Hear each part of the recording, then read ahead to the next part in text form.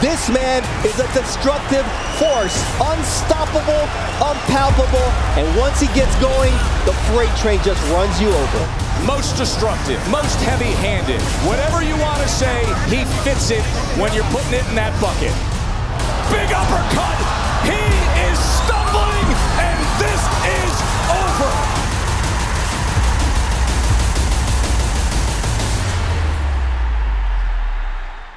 Protect yourselves at all times. Obey my commands at all times. Touch gloves, bang at the bell. God bless you. God bless you. So here we go for the Unified Light Heavyweight World Championship. Joe Tessitore, Tim Bradley, Andre Ward ringside on the call with you. Of course, when Andre retired undefeated, started broadcasting, Dre, you left the light heavyweight division open for a dynamic bunch of Eastern European powerful fighters, and these two have risen to the top. I left the light heavyweight division, Joe, in good hands with these young fighters. And Gvozdyk and Beterbiev, round number one. What should concern each man early on? Well, right now, Gvozdyk has to keep Beterbiev off balance. He has to disrupt his rhythm with movement. He has to use his jab, and he has to change his location. He can't stand in front of Beterbiev no longer than 2 seconds.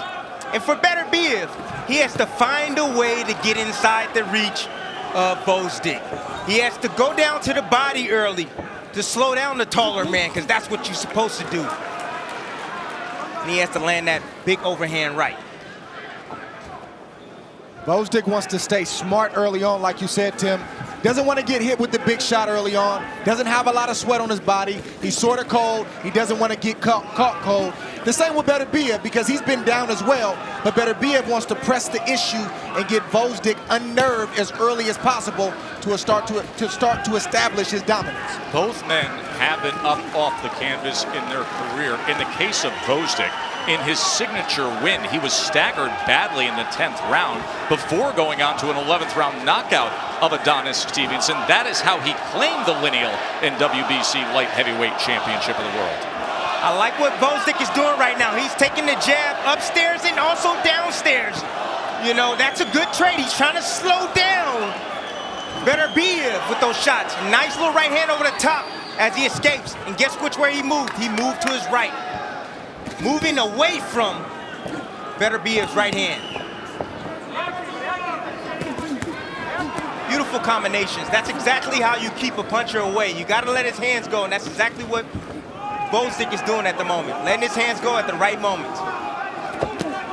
There's a right hand to the body from Alexander Gvozdyk as he was able to get underneath that left elbow.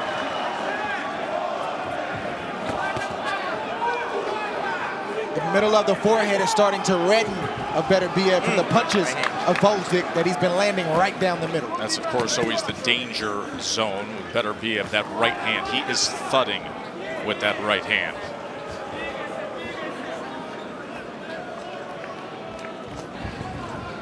There he is, moving out right, moving away. Not allowing Beterbiev to set up the right hand. That's what you do. You move the opposite way of the strong punch of your opponent. That's what Gvozdyk is doing. Circling to the right, time and again. Got to have smart enough offense, but even smarter defense against a guy who is 14-0 with 14 knockouts. 10 seconds. This is for the bell. This is for the bell. Good start here in our light heavyweight championship fight. Off balance that time at the end, and down goes Gvozdyk. That is being scored a knockdown. That's short clubbing work on the inside. That's terrible. That is terrible. You feel that shouldn't have been ruled a knockdown. You see Teddy Atlas yelling at the referee, Gary Rosado. Let's listen in. Let's look at the replay. Teddy Atlas comes all the way across the ring. Put it out of your head. Forget it. Relax. You look good. You got to relax a little bit. Relax. Deep breath through your nose. Let it out slow. One more. Here's what happened. You be the judge. Is this a knockdown? Is there a clean punch landed that scores? Looked like it was grappling.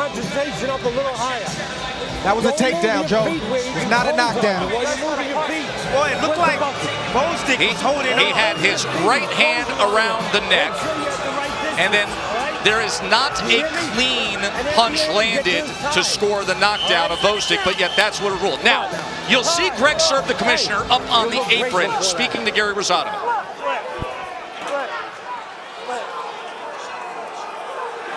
There's the commissioner in the far end of the ring. That's Gary Rosado.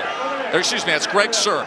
Greg Serb, we had a conversation with earlier. We asked him about the use of instant replay. He said it's at his discretion, listening to the referee here.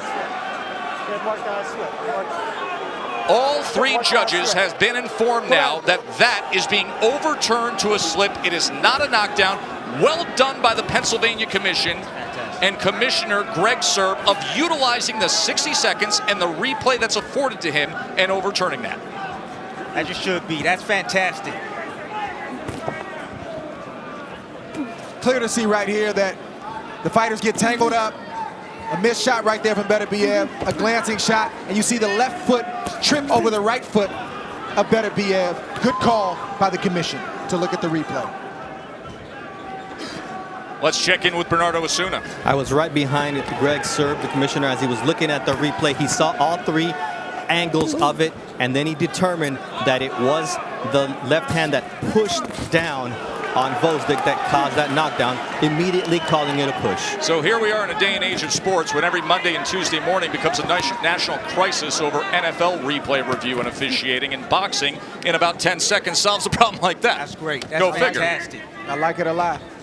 Me too, and I like what Gvozdyk's doing right now. He is outboxing Beterbiev, using his jab, using feints occasionally, landing combinations to the head and body. I love the fact that he's changing levels. He's going down to the body, throwing a jab down to the body, slowing down Beterbiev.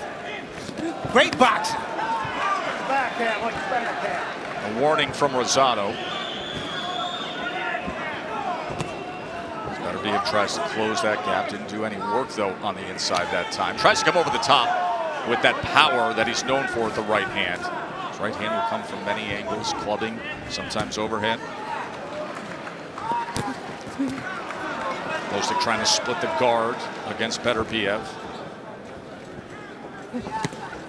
See, he keeps investing, and I'm talking about Gvozdyk. He keeps investing in the body. That's going to show up later in the fight because we know Beterbiev. He's only been 12 rounds once, and he knocked out his opponent in the 12th round. Over to Teddy Atlas to inform him that it was overruled upon review on the replay and it was a slip, but he did not like how Teddy berated Gary Rosado, the referee, coming out of the corner. Okay, Bernard, that was the incident that happened at the end of one. You see Beterbiev now a little more free with that right hand, isn't he? Gaining confidence to step to Gvozdyk and let it go a bit. Gvozdyk over the top of that jab that time with a counter right hand, but Beterbiev comes back with a right hand of his own and lands a big right hand, and Gvozdyk ties up for a moment. Man, oh man, can Beterbiev bring it. Beterbiev is not worried about quantity tonight, fellas. No. He's worried about quality of punches. The punches he's landed, he's gotten the attention of Gvozdyk.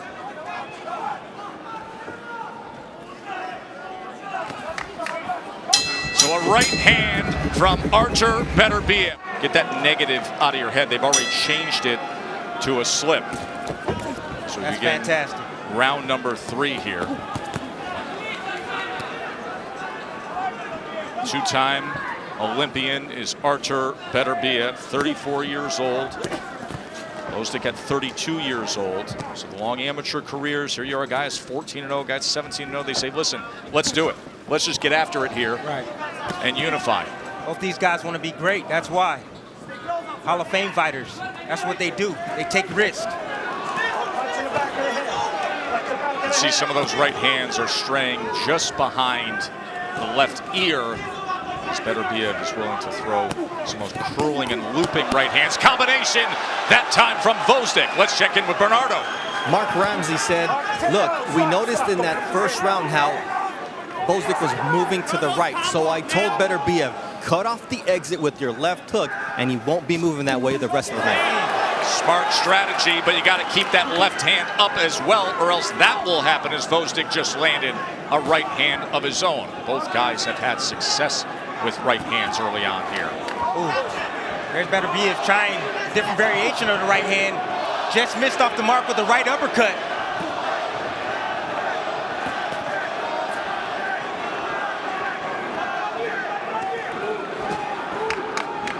up that left hand, a short uppercut to Beterbiev. Now tries to come around the guard with the right hand. One of the things that Gvozdyk needs to watch out for is throwing the jab from too close. You heard it from Teddy. That's the reason why he was clipped with that overhand right in the second round. The last round was because he threw the jab from too close. Based on the body language so far, I don't think Beterbiev has much respect from Gvozdyk. I think he's got that big brother, little brother syndrome. Even though they fought 10 years ago, they came up in the same circuit, Beterbiev feels like he's the dominant man tonight. It's palpable. You can sense it sitting here ringside that is the belief and the confidence of Beterbiev. As you reference what happened back in 2009 in an amateur fight between these two, when Beterbiev won by a second-round TKO, he stopped Gvozdyk. He bloodied his nose. Right. It's almost like Gvozdyk is trying to prove to the bigger brother that I can finally beat you, and Beterbiev wants to prove to the younger brother that you're not there yet. I still got your number. It's body language. Yep, you can read it, you can sense it. It may not translate to a win for either guys, but that's what you're seeing right now. I'm seeing a little bit of a chess match as well. You see Gvozdyk, he's trying to move away, and you see Beterbiev trying to cut him off with the left hook, and occasionally he'll escape. Beterbiev. End of 3 here in Philly. Primer of the career, undefeated, willing to do that at this point, to unify at this point. All week long, you talk to people throughout the fight game, you say, who do you like? They're changing their mind day after day. Exactly, I did the same thing on set. I changed my mind. You always do me like that, Tim. Every now and then, man. This is a tough fight, man. This is a 50-50 fight. Especially in an era right now, guys, where a lot of young fighters and fighters in general, they want to define their own legacy, right, and try to make as much money in the meantime. These guys, yes, they're making the money, but they're allowing the fights to define their legacy and the risk that they're taking to define their legacy. I got a lot of respect for that. Gvozdyk comes forward with a 2-punch combination. And Gvozdyk look like he's changing strategy now, throwing his combinations and bagging up Beterbiev in spots. Letting his hands go. That's the key to keep the powerful man at bay, who is Beterbiev. And Beterbiev will be a lot more effective, and I'm sure the fans hear me say this every time we have a fight. If he came behind the jab, he could hide his power and sneak something in there. But I'm not going to call for that tonight from Beterbiev because I don't think that's what's on his mind. He's looking to hurt Gvozdyk with both hands, and he's not worried about the jab tonight. So I'm going to go ahead and let Beterbiev just be. But Beterbiev is eating some shots right now as Gvozdyk is attacking forward, changing the trajectory of the punch to the body and also to the head, confusing them with that. And I think that's part of Beterbiev's strategy. He wants to bring Gvozdyk to him. He doesn't want Gvozdyk moving away. He wants to bring Gvozdyk to the power because sometimes Gvozdyk will lean over his feet. That gives Beterbiev the best chance to land that right hand.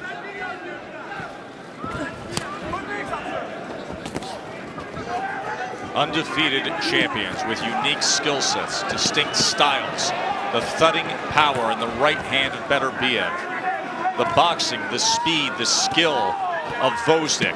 Fascinating matchup. Gvozdyk puts together a combination that included a right hand to the body. And then Beterbiev returns fire in the midst of round number 4. Light heavyweight world championship unification bout. Joe, that straight right from Beterbiev to the solar plex of Gvozdyk was a heavy, heavy shot. And I know Gvozdyk still feels it. And you see the effects right now, Dre. We see the effects. That takes some time to wear off. You can see the reddening on the left side of Gvozdyk's solar plex. And then covering up for a moment here. This has been a pretty solid 4th round here for Gvozdyk. And then he goes there again with a right hand, just touching north of that belt line. He has to continue to break down Beterbiev. Gvozdyk has to continue to invest in the body. That's going to bring him to the power, though, Tim. Our 2 world champions toe-to-toe here in Philly. End of 4, a quick break, and we will be right back.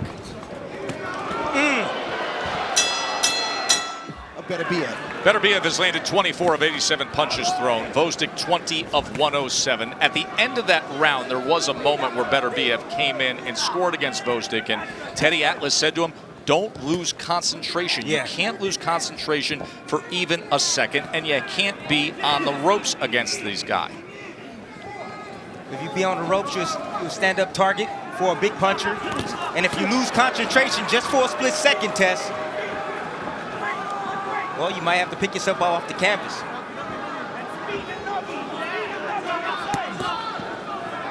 Reminder, Sports Center is going to be coming your way once we get finished with this unification world title fight. All the reaction from the ALCS.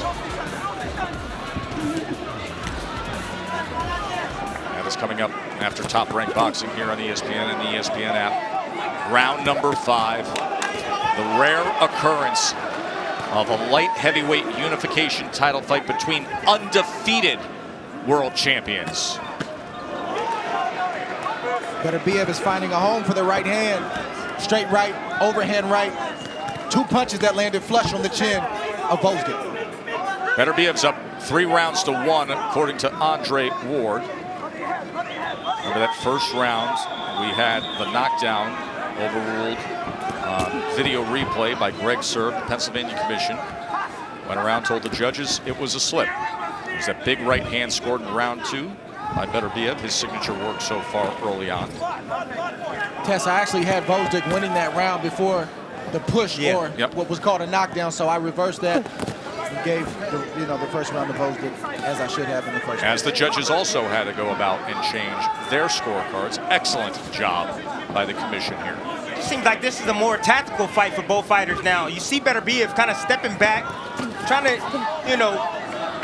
look at the landscape right now and picking his spots to choose to attack Gvozdyk. And Gvozdyk right now is slowing down his offense as well. He needs to get on that jab and continue to work the body of Beterbiev. Neither fighter are body punchers, but with the punch they do throw well to the body is a straight right. You see that right hand? Yes. That Beterbiev just landed. And there's another good body punch by Beterbiev. Here's the deal with Beterbiev. Awkward at times, but everything has a little bit of a thud wrecking ball to it, no matter where it's aimed for. And meanwhile, Gvozdyk firing back, and able to get away from a right hand there. And now tying up on the inside as Beterbiev lets loose. Oh, he's rough in the inside, rough and tough. Bruiser. He's looking for any opportunity to land anything on Gvozdyk. Mark Ramsey on the other side with Beterbiev is giving him the strategy he wants him to employ to do damage opposite the right hand. I love it. He said, throw the left hook. If he throws the right hand, throw the left hook. It's open. So we will look for that. Will we see the left hook out of Artur Beterbiev? The focus all week long in the pre-fight talk was the right hand of Beterbiev, the right hand of Beterbiev. And now a wrinkle being put forth here from his trainer. There is the right hand of Beterbiev, as is often the case. So Tess, it's the variation of the right hands Beterbiev is landing. He's landing to the body, he's throwing an uppercut, and he's coming around the guard, and he just landed a straight right hand. Round number 6, everything on the line right hand for these two. Good right hand to the body. And there's another right hand to the body from Beterbiev as Gvozdyk takes a step back near those ropes. And then he comes in with a right uppercut to Beterbiev, trying to time him, a clubbing left hand. Gvozdyk looking for a counter and punching between the punches. Combination that finished with a right hand under the left elbow as well from Gvozdyk. About 15 seconds ago, that straight right made Gvozdyk get on his bike. That hurt him. I don't think he's recovered, and Beterbiev knows it as well. No, he went straight back to the ropes, then made his way over to the neutral corner, and now he's looking for an opportunity, and he ties up and drives Beterbiev back. Halfway through round number 6.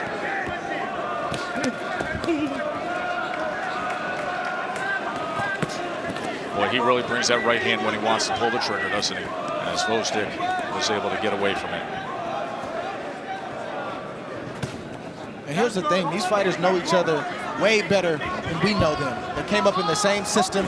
They only fought one time, but they knew about each other. They've heard things about each other. You know the guys that you're training alongside, guys that you are rivals with. You know the rumors, hey, this guy's a good fighter, but he doesn't have heart. Or, hey, this guy's a good boxer, but doesn't like pressure. Beterbiev knows the weaknesses of Gvozdyk, and he's taking advantage of those tonight.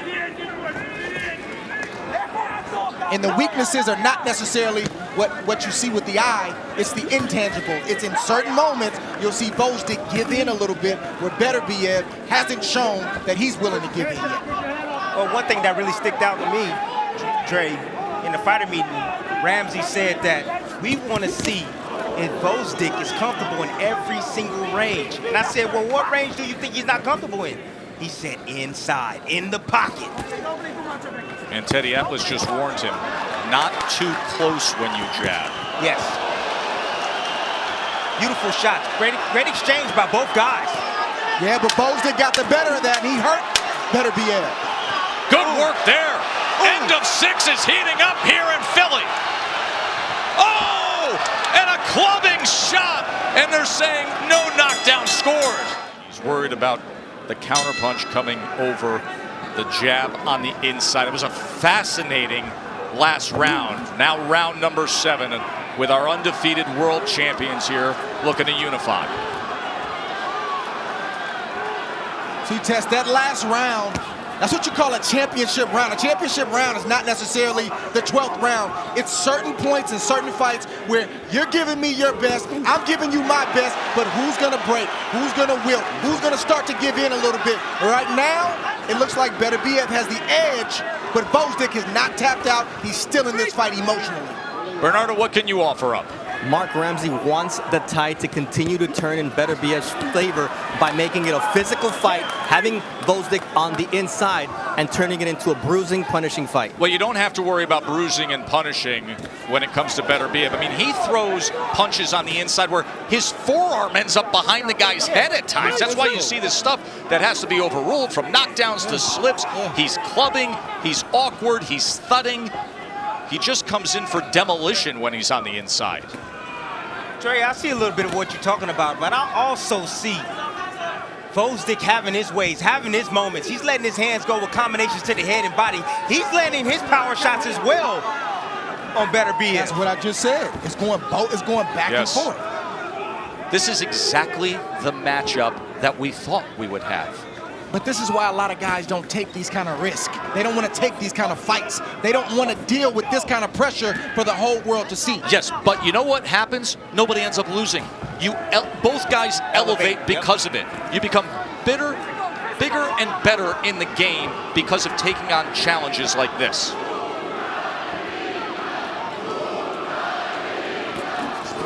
You see the low points right here in this fight where no guy is willing to exchange. That's the time to work your jab. You got to get your jab working so that way you can steal the round. Both fighters fought at a torrid pace in the 6th round. I think this round, both fighters are taking the round off. The last 30 seconds could determine who won this round. Good body shots right there from Beterbiev. 2 left hooks to the body. Sneaky left. Doubled it up.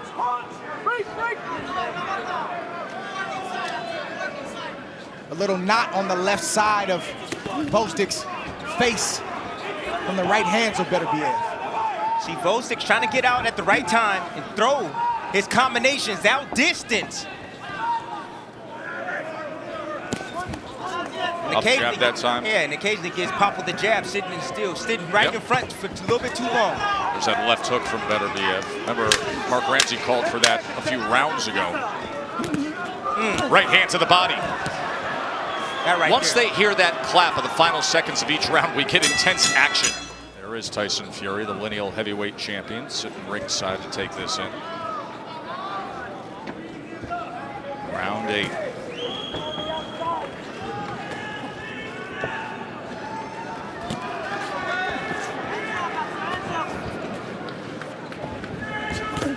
Look at the CompuBox numbers as they've been tallying it up, and the distinct styles and the back and forth, and yet look at how close. When we said it's evenly matched, here we are sitting in round 8. 89 punches landed from Beterbiev, 87 from Gvozdyk. Something's got to give. Yeah, mean body shot from Beterbiev just a few seconds ago. A right hook to the body. I think the right hands to the body have sort of been the X factor. Exactly, it is the X factor. Everybody was thinking the right hands up top from Beterbiev, but it has been the right hand to the body. And now Gvozdyk comes back with a right hand to the left flank. Well, Gvozdyk right now got to answer himself some questions. You know, how bad is he wanted right now? You know, it seems like he's kind of withering away a little bit, losing concentration in this round, taking some big shots to the body and also to the head from Beterbiev. Yeah, this kind of fight with even competition against another champion, champion versus champion, both fighters got to constantly, round after round, continue to answer questions about themselves. Making adjustments on the fly. But again, a lot of fighters don't want to have to answer those types of questions. That right hand to the body. Keeps going there with it. Straight right hand to the body from Beterbiev. No measure, no measure. That has been targeted. And you see the offense. Gvozdyk comes with a right hand over the top against Beterbiev, and a 1-2 with a right hand that lands on the back end. That's what I'm talking about. Answer those questions.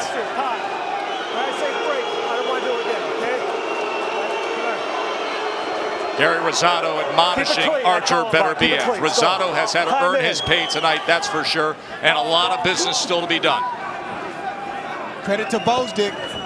Beterbiev, he's asking questions of Gvozdyk, and even though Gvozdyk will have a shaky moment or two, he's answering those questions well. Gvozdyk comes forward, two-punch combination. Tries to back him up with the jab.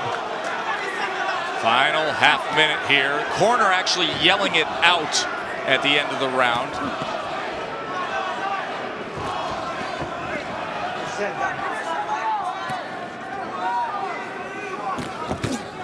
Beautiful right hand exchange from both guys.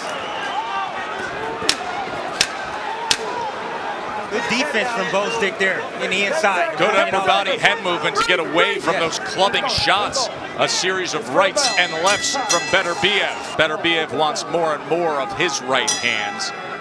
Gvozdyk has thrown 290 power punches. Beterbiev's thrown 193 jabs. When you look at the total punches, it's 101 to 104 advantage Gvozdyk by 3 punches as we start round 9. That's how even it's been. If Gvozdyk is throwing the volume, whereas Beterbiev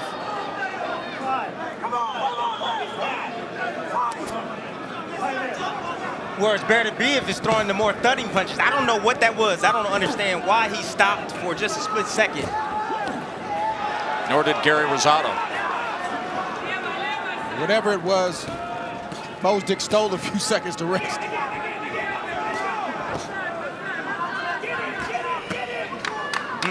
Those are shots, that overhand right, he got to be wary of. Throwing the jab, ooh, that body shot right there, that hurt him. You see the elbows get pinned down on Gvozdyk. See, some of these rounds have been extremely close, but the body language of Beterbiev has been better than the body language of Gvozdyk, so that'll cause a judge to sway in the direction of Beterbiev because he looks like he's in command. And then you get these combinations coming from Gvozdyk. This is what happened earlier in the round. As that straight left hand came in. He got hit with a body shot and the body shot made him stop and get a breather. Well, we don't get timeouts in this sport. He sold that, Joe. He sold it to Gary Rosado. He absorbed the body shot, and now Beterbiev, you can tell, senses things here. He's to hurt your right now. point, Dre. And now Beterbiev is swarming here in the midst of round 9. Gvozdyk ties up. But see, that sequence right there where there wasn't really any clean punches landed, but they tangle up and Beterbiev pushes Gvozdyk off and then walks right to him and pushes him off again. That's almost the equivalent of getting hit with 2 headshots and 3 body shots. That's a lot to deal with. There's wear and tear, the elbows on the inside, the forcefulness, the grappling of Beterbiev. He just comes across as the sturdier, stronger, more dominant force. Body language. Right now, you're right, Tess. Body language. Another body shot from Beterbiev. This is a clear Beterbiev round as he's on the attack on the inside. Remember, Atlas told him he doesn't want him there, to be careful at short range. He's exhausted.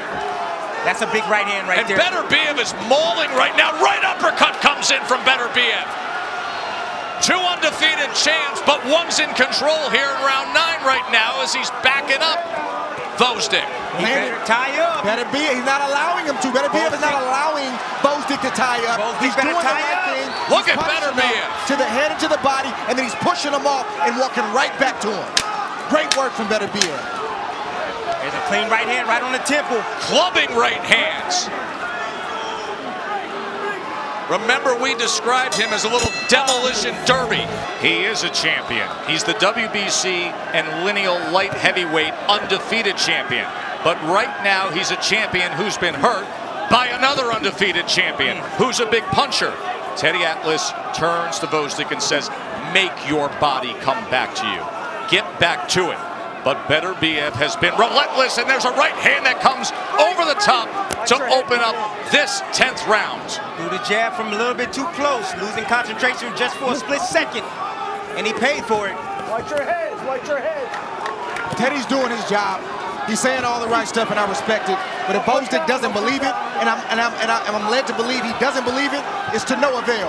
And Beterbiev doesn't believe that Gvozdyk is a better champion. He goes down! The rugged work of Beterbiev collapses him, but he pushed him down, so that's being ruled a slip. Wow. But watch out here. Still 2 minutes to work, and Beterbiev is so powerful, so strong. Push down, push down. Break. He makes a fight of it. Everything he does comes with that brawling, powerful, thudding, mauling kind of presence.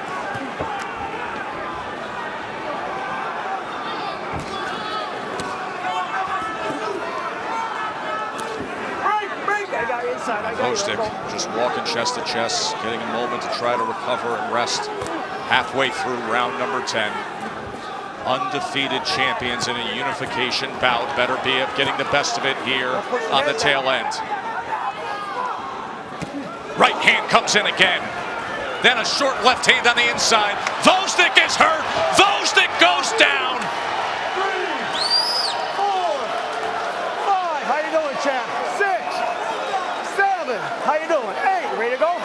All right. Still a minute to go in round 10, and here comes Beterbiev. He wants to close the show. Trying to become a unified champion. Step back. Can Gvozdyk survive here and make it to these championship rounds? Short left hand. He goes down again. Beterbiev is dominating here. Second knockdown scored in this 10th round. 7, 8. One more chance, fight's over, all right? One more chance, he says. Artur Beterbiev, 14-0 with 14 knockouts, is number 15 in front of him. Trying to come over the top with a right hand. That's it. It's over. Artur Beterbiev is the unified light heavyweight champion of the world. Here we see Beterbiev. He knew Gvozdyk was on his way. It was nothing to look out for anymore. Gvozdyk was not trying to win. He was trying to survive. Beterbiev sensed that. He landed big right hands. Here we see him step to the side, land a grazing shot right there, another flicking shot. But Gvozdyk was already hurt. It didn't take much to put him to the ground. Exactly what he did was he took him back 10 years ago when he knocked him out. That's what he took him back to. Pressuring him, bullying him in the inside, being rough and tough with him, and landing his power shot. Look at it, as they wrestle and tussle in the inside right here. And Beterbiev stalking forward, being hungry, being determined, found a way to get this job done. And here's the end of the fight. And the ref sees enough. Knockdown number 3 in Beterbiev. Ladies and gentlemen, we have the time of 2 minutes 49 seconds in round number 10. Our referee in charge, Gary Rosado, stops the contest. He is the winner by way of technical knockout. He is still undefeated. He is now the IBF and WBC light heavyweight champion of the world, Artur Beterbiev. This man is a destructive force, unstoppable, unpalpable, and once he gets going, the freight train just runs you over. Most destructive, most heavy-handed. Whatever you want to say, he fits it when you're putting it in that bucket. Big uppercut. He is stumbling, and this is over.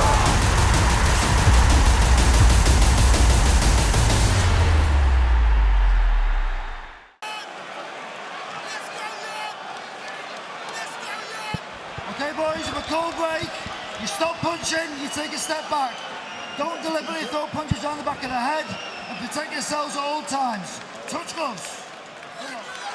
I hope you're as excited as the fans are in the Oval Arena, because this fight is going to be fun. It's going to be explosive as long as it lasts, and either guy has the power to put the lights out of his opponents. The line, according to Joe Fortenbaum at Caesars, has not changed. Minus 900, plus 600 Yarde. The difference here, 18-1 odds for Yarde to win on points, 5-1 odds for Beterbiev to win on points. But the knockout is what everybody is expecting this evening. Bernardo Osuna alongside Hall of Famers Andre Ward and Timothy Bradley. See the movement already from Yarde. That's what he's going to have to do. Keep changing his position. Can't sit no longer than 2 seconds at a time. That's too much movement. It's too jittery this early in the fight. It's too jittery. And that is the anticipation of all the power and the strength that you've heard from Beterbiev. Yarde needs to respect Beterbiev on defense, but he's got to settle down. I know it's early, but he's got to start to settle down. Especially when you're a power puncher and Yarde depends on his feet being planted in order to generate that power. I like it.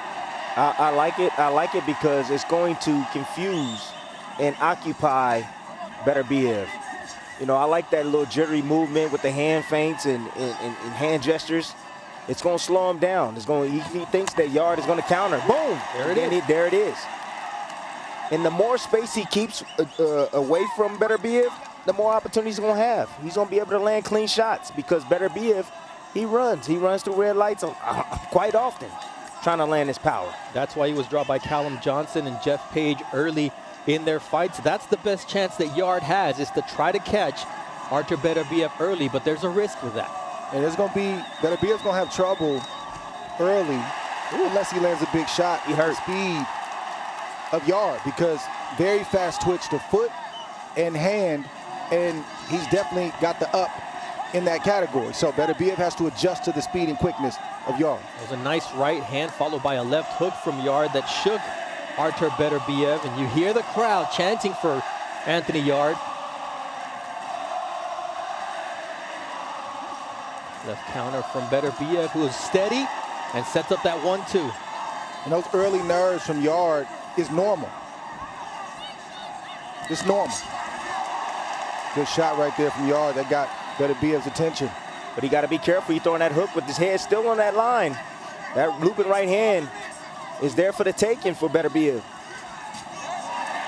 The quickness of Anthony Yarde, probably his biggest asset against Beterbiev, who has an extensive amateur career, 18 knockouts in 18 victories, but it's the quickness and the movement that Yarde has tonight that is setting him off. Yeah, all that smoke and mirrors. That's what it is. That's what Yarde is doing right now. Smoke and mirrors. He act like he's going to do something, but he's not. But he's just buying time. Body work from Beterbiev. Left hook there from Artur Beterbiev. But he got to stay off the ropes. Yes. Too early for him to be on those ropes if he's going to win this fight.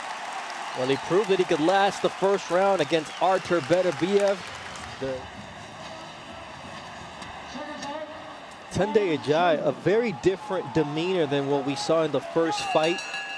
None of this lions in the camp stuff. It was a lot more instructions given in that corner than probably saw in that whole Kovalev fight. You live and you hopefully learn along the way. Ooh, there's a missed hook right there. Right now, what you're seeing is Beterbiev now. He's trying to recalculate. I told you, he doesn't have the fastest hands or feet, but he depends on timing and positioning. So he's trying to line up Yarde with that right hand. The thing that Beterbiev does really well is he doesn't hit an opponent where the target is. He tries to anticipate where they're going to duck and where they're going to be. 38 years old. The question with Artur Beterbiev is, when will he fight his age? And he's got a long amateur career. The quickness here from Anthony Yarde evident as he lands a nice double left hook. Now another left to the chin. Right now, the speed of Yarde is what's giving Beterbiev problems. The movement, the speed, the hand speed, the quickness, the jittery movement. Beterbiev needs to pick up his jab. That's going to slow Yarde down. That's going to keep Yarde in place for that extra split second that Beterbiev needs to land a big shot. Beterbiev, an impressive knockout artist. All of his fights have ended by knockout, but so is Anthony Yarde as he gets clipped there with a nice right hand. And there's another right, and here comes the firefight that we knew was going to happen. Now the fight started. It's the first big punch that was landed. And Yarde right now is taking it well. Nice looping right there from Anthony Yarde. That's where he needs to stay away from the ropes in the corner. You have no room to move. This isn't time for the Mayweather roll. It's time to be disciplined and stay out of the line of fire, especially early in this fight. Oh, nice straight uppercut from Anthony That Yarde. got Beterbiev's attention. Beautiful placed uppercut right there. And he does it again. It's a dangerous shot, but he can get away with it because he's so quick. 14 of 22 of Yarde's knockouts have been inside the first 3 rounds, so he tends to start strong, and that's exactly what he's doing here in round 2 against Artur Beterbiev. Well, it just seems like when Beterbiev gets hit, he just get meaner. He gets tougher. Some guys, honest to God truth, when you hit them, that's when they open up. That's when they wake up. That jab right there from Beterbiev probably felt like a right hand to Yarde. You know who used to Stiff be like jab. that? Marco Antonio Barrera. The fight didn't start until you landed something good, and then it was on.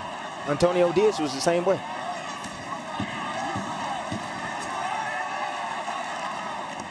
You can feel the tension in the air that one shot from either guy can put the other down and finish the fight. Or turn him into the ropes and work. Physically, Beterbiev does not fight like a 38-year-old, but his skin marks up like that of a 38-year-old. And we've seen several headbutts already. He overcame a cut against Marcus Brown to get the win. And Anthony Yarde here going to work quickly with the looping right hand. All Yarde has to do is keep his feet moving. He just has to keep walking along the ropes until he gets back to the center of the ring. That's how you keep your engine moving. You stay alert, and you stay out of harm's way. Mouthpiece comes flying out there from Anthony Yarde. We see his physique, Dre. Looks impressive. What does it do for a fighter in a fight? It's tough because early in a fight, you'll feel that mass and that power, and that kind of physique can make you explosive, but it's only for short periods of time. That type of body will get tired on the other side of 6 rounds, especially if it's a high-paced fight. We saw that against Sergey Kovalev, where he was in great shape, had him almost out in the 8th and 9th round, and then in round 11, he was stopped by a jab from the 35-year-old veteran. Nice body shot there with the right from Artur Beterbiev. You're starting to see the technique already of Yarde starting to break down. He's starting to get hit more and more. That stab jab down to the body is working for Beterbiev. If you can't hit the head, hit the body, and that's what he's doing.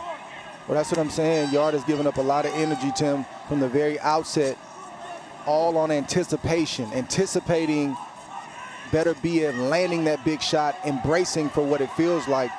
He's got to settle down. He still needs to be alert on defense, but he can't allow himself to be drained because it's a long fight up ahead. That stab jab, just pay attention to it. It's going to open up the right hand over the top or the left hook. Just keep paying attention. The jab right down to the level-changing jab to the midsection. One of the things that gets overlooked because he's such a ferocious puncher is the fact that Artur Beterbiev was a 2-time Olympian. He had over 300 amateur fights, and you know, we tend to forget that he has those movements. He's not quick, but he knows how to box. Well, Beterbiev gets away with a lot too because nobody wants to open up to hit him. He's very hittable. He's been dropped, and you can see even in this fight, Yarde's landed clean shots, but nobody wants to open up and take the risk of him countering and landing with a big shot in return. You got to have the gall to not show Beterbiev respect on offense, only show him respect on defense. Look at this already. Beterbiev has already gotten Yarde to stand still already. That's what power punchers do. They land heavy shots on you, they go down to the body, and they slow your legs down. It's a good counter move right there from Beterbiev. Just took a half step back and landed a 1-2 as Yarde overreached with a left hook. The face of Artur Beterbiev, though, the right hand of Anthony Yarde doing some damage under the right eye, under the left eye of Artur Beterbiev. Look, no disciplined jab from Yarde. That's a problem. No disciplined jab. But where you're seeing the jab from, you're seeing it from Beterbiev. Woo! On the southpaw stance there. Good finish from Artur Beterbiev. Parry shot and then keep marching forward. He doesn't have a high energy style. And that bodes well for a guy who's late in his 30s.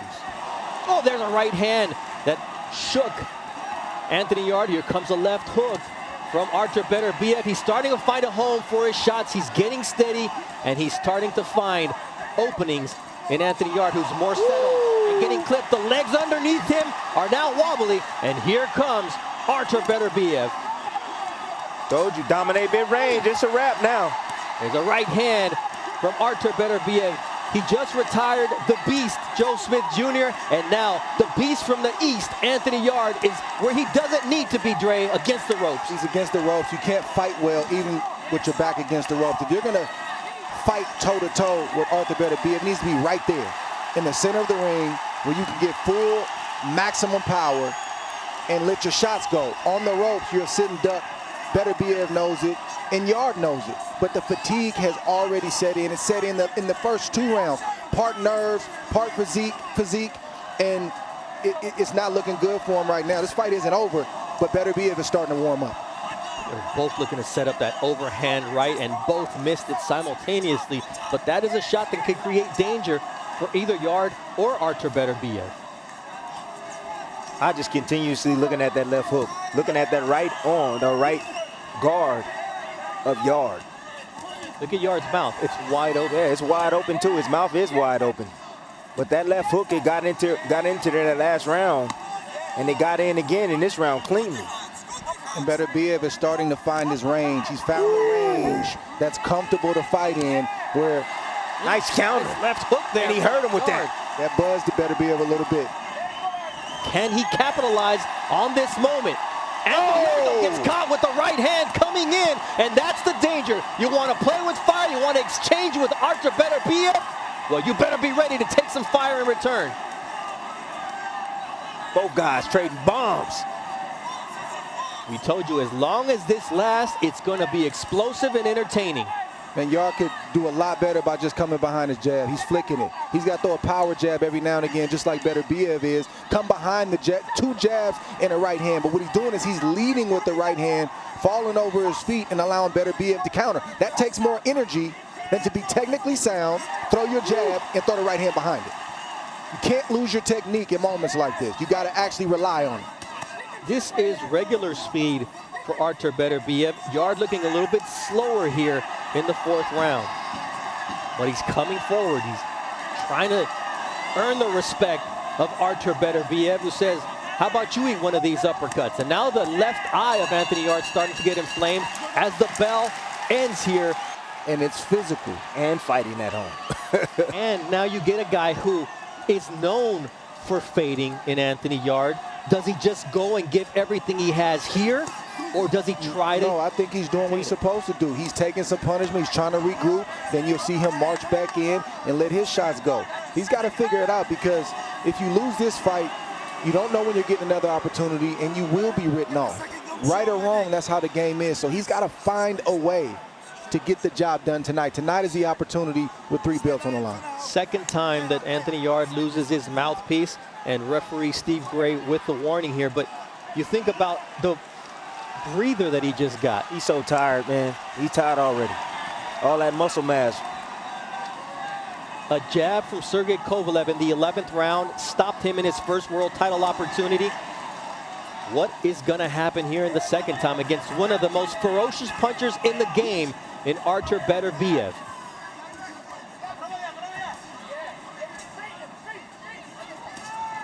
Oh, a jab. Nice up jab. Woo! Can't miss now. Technique is definitely faded by the wayside for Yarde. Now he's going to be hitting with clean shots. Right now he's seemingly taking it well. And he does have heart. Like Dre said, he will come back and he will try to contend against Beterbiev. But I don't know if that's a smart thing to do. I don't know if some of those punches from Yarde are really bothering Beterbiev, or if he's just trying to regroup because he got hit with a punch. But every time Yarde lands a clean shot, you see Beterbiev kind of get on his bike and kind of reset and start moving around. Good body work right there. Nice right to the body from Anthony Yarde. There's the jab from Artur Beterbiev.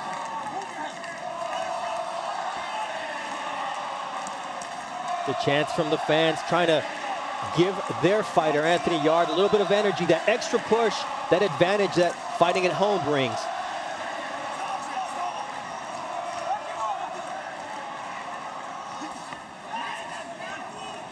Yarde protecting that body with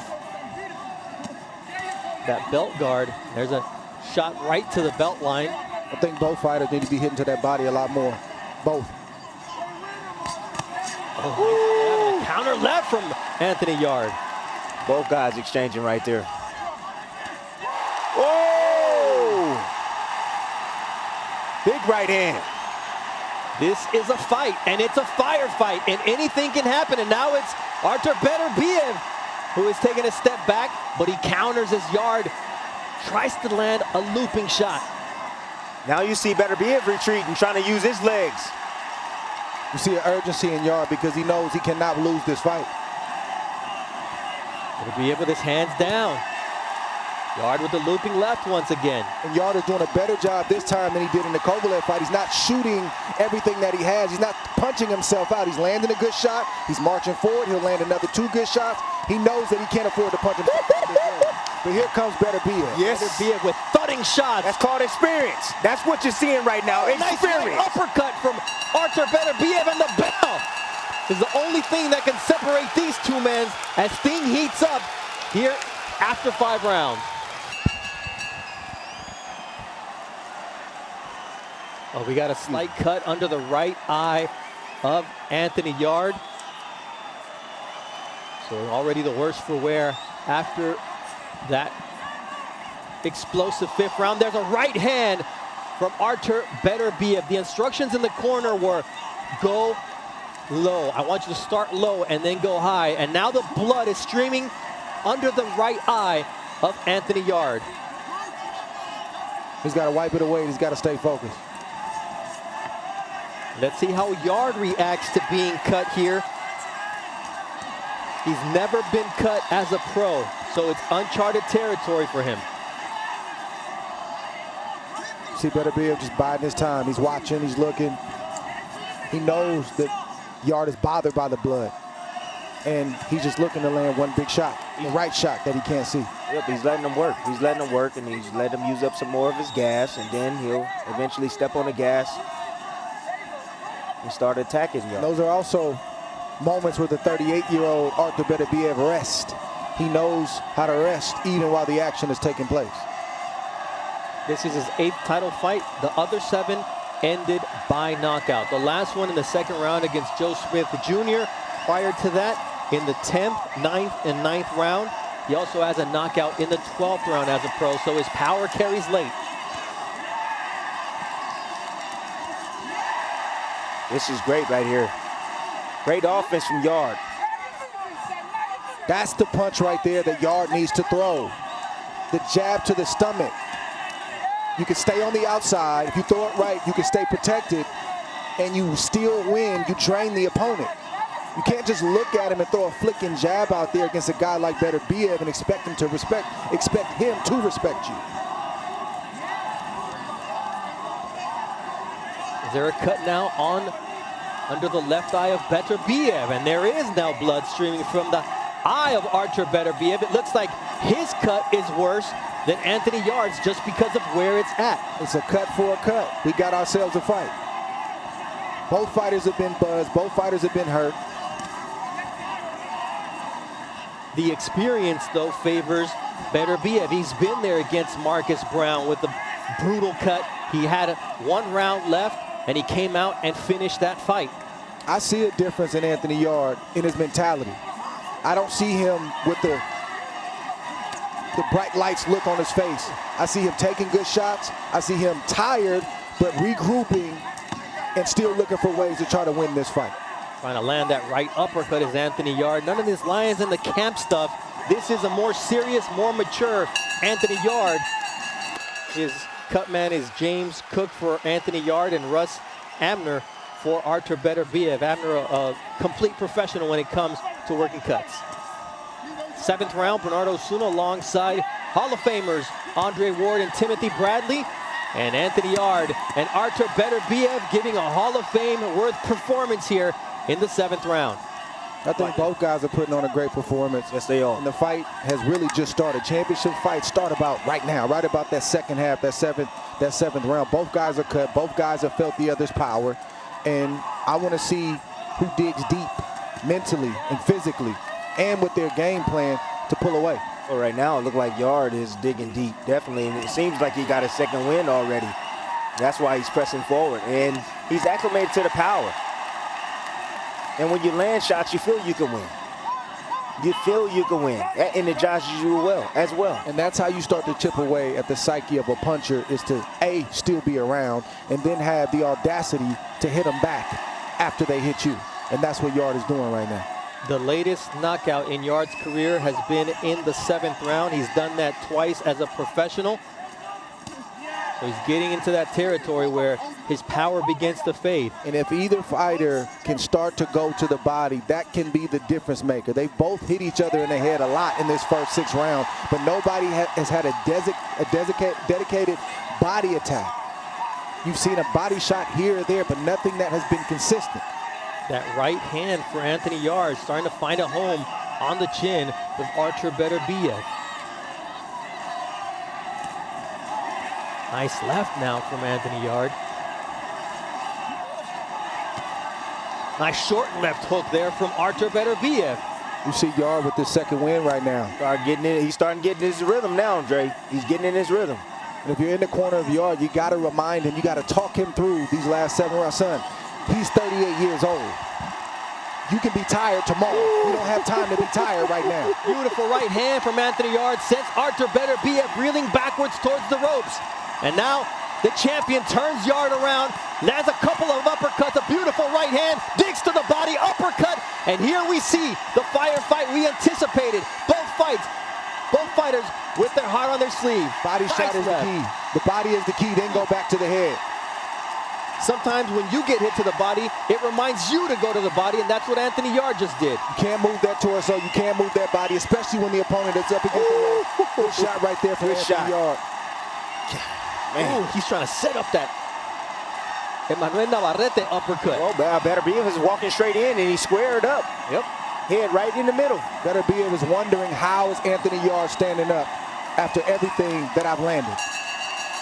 There's that last right hand from Artur Beterbiev in an explosive 7th round here at the Oval Arena in London for Anthony Yarde to step up. Round 8. This is a championship fight, 3 belts at stake.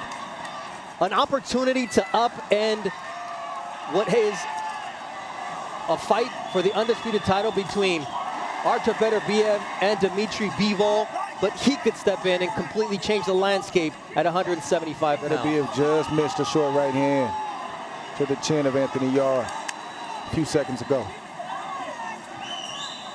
Finally, that's the punch that Yarde needs. Down the stretch, the jab. Everything needs to be set up with the jab. If he wants to rest, he needs to use the jab. He needs to feint with it. He needs to throw it to the head, to the body. That's the punch. Only 29 jabs connected for Anthony Yarde compared to 49 for Artur Beterbiev. So it's a punch that is necessary, especially against a power puncher like Artur Beterbiev. But it also allows Yarde to conserve energy. That even when he punches, he can give up less energy by just stepping behind the jab. It's more efficient that way. But what Yarde does a lot of times is reach with big shots, misses, then he has to get back in position. And he uses the jab more as a rangefinder because he's either looking for the left hook, the check left hook, or the right hand. There's that pile driving jabs from Artur Beterbiev. Yeah, that stick is coming out to play from Artur Beterbiev. There's a difference. His is a damaging jab, and Yarde's is a probing jab. Nice right hand, and now Yarde is hurt. Artur Beterbiev puts him on the canvas. That's the punch that just missed about 30 seconds ago.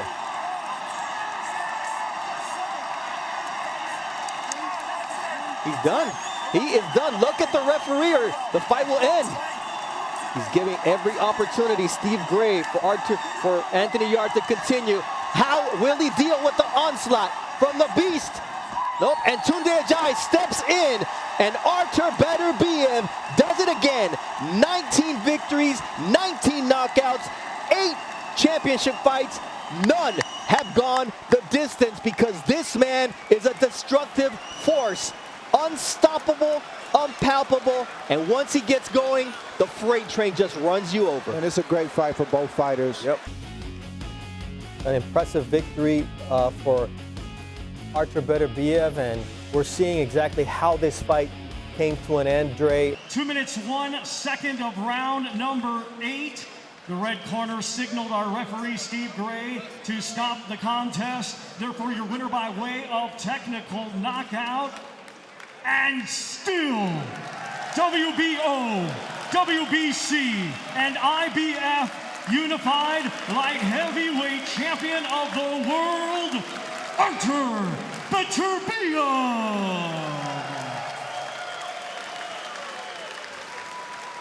Artur Beterbiev, impressive in victory, improves to 19-0. All of these by way of knockout.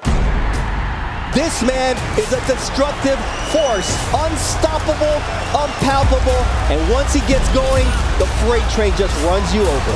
Most destructive, most heavy-handed. Whatever you want to say, he fits it when you're putting it in that bucket. Big uppercut. He is stumbling, and this is over.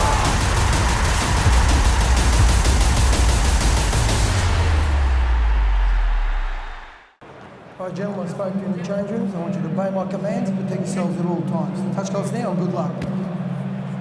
Two guys who both know what it's like to get in position, but not get over the hump.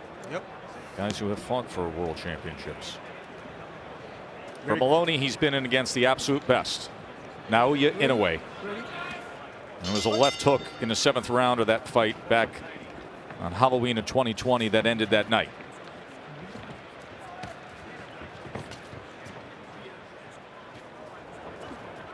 As I said earlier on, in the lead up in this fight, ooh, nice uppercut right there. That's one punch that Maloney's gonna have to look out for. He's a shorter opponent.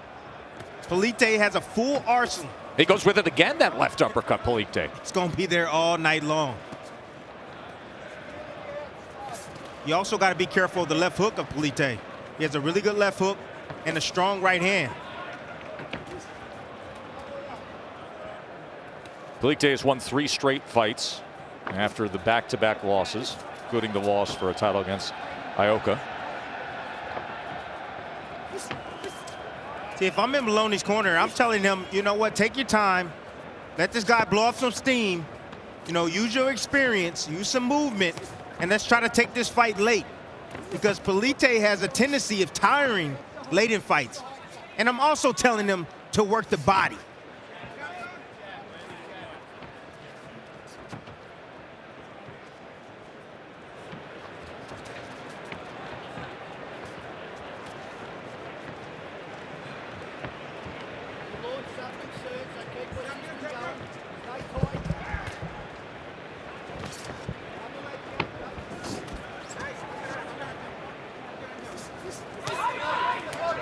Both guys switching roles right now. Now Maloney looking to take the initiative. Nice body shot right there, down to the body, right behind the elbow of Polite. And Polite throws one right back.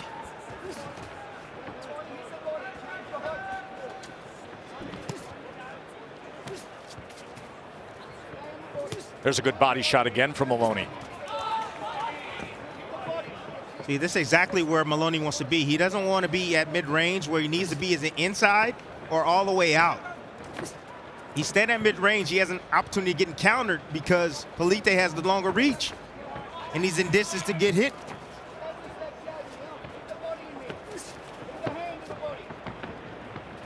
But Tess, if he operates inside the pocket, I feel that Maloney is stronger, has a stronger physicality and a stronger foundation.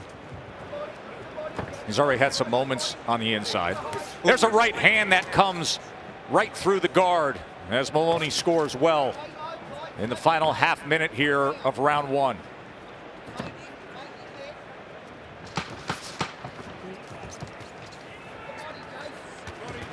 Another left uppercut thrown by Polite. Was blocked that time by Maloney, making an adjustment right away. Our ringside, as well as Damian Lillard, NBA superstar who made the trip down here. He's about as big a boxing fan as there is among pro athletes, and he was around this week and here ringside, and he went to visit Devin Haney to see if his fellow American can become an undisputed world champion in just about an hour. Round number 2. In that first round, Jason Maloney had a 13-9 connect advantage over Polite. Tess, I can tell right away that Maloney's ring IQ has definitely improved. What do you see, Tim? You know, he's choosing the right moments, when to box, when to use his legs and get out, use his jab, and then he's also countering well and getting in the inside and landing some good body shots on Polite. There's another one as a right hand went under that left elbow, and then he doubles up the left hook. Went to the head and went to the body. See, when you understand your range, you understand what punches to throw at the right time. He knows he's inside. Now he's going to dig down to the body. I'm waiting for the uppercut from Maloney, as that shot's available for him in the inside. 24% of Maloney's punches have been to the body so far early on here. A body punch is going to weaken your opponent. You know, it's going to take his legs, it's going to take his power away, and that's one thing that Maloney has to do against Polite. Once he takes that power away from him, then he's dead meat. Polite trying to chop down with an overhand right as Maloney was on the inside. Sharp right hand from Maloney. Fight continues to be at close range. There's another body shot, Tim. See, that's where you want to concentrate. Maloney still got to be careful because Polite's sneaky, especially with that lead uppercut. You know, he's looking to find a home for it. Boy, I'll tell you, Maloney is constantly having success dipping to the left, taking that angle and bearing that left hand into the flank. And great technique right there by him, by getting his head on the outside of that shoulder. Ooh. Beautiful left hook down to the body.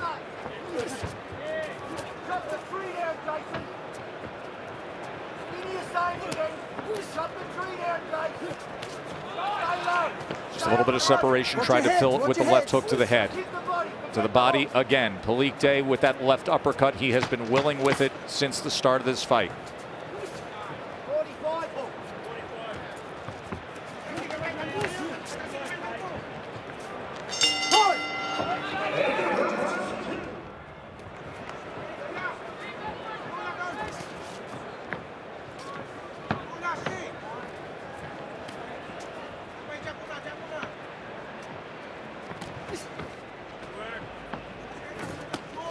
Ooh, nice shot right there from Polite.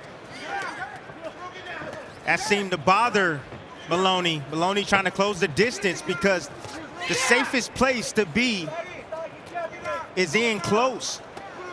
So your opponent can't let his hands go. Nice left hook, return fire from Maloney. As Polite got a bit aggressive with his offense.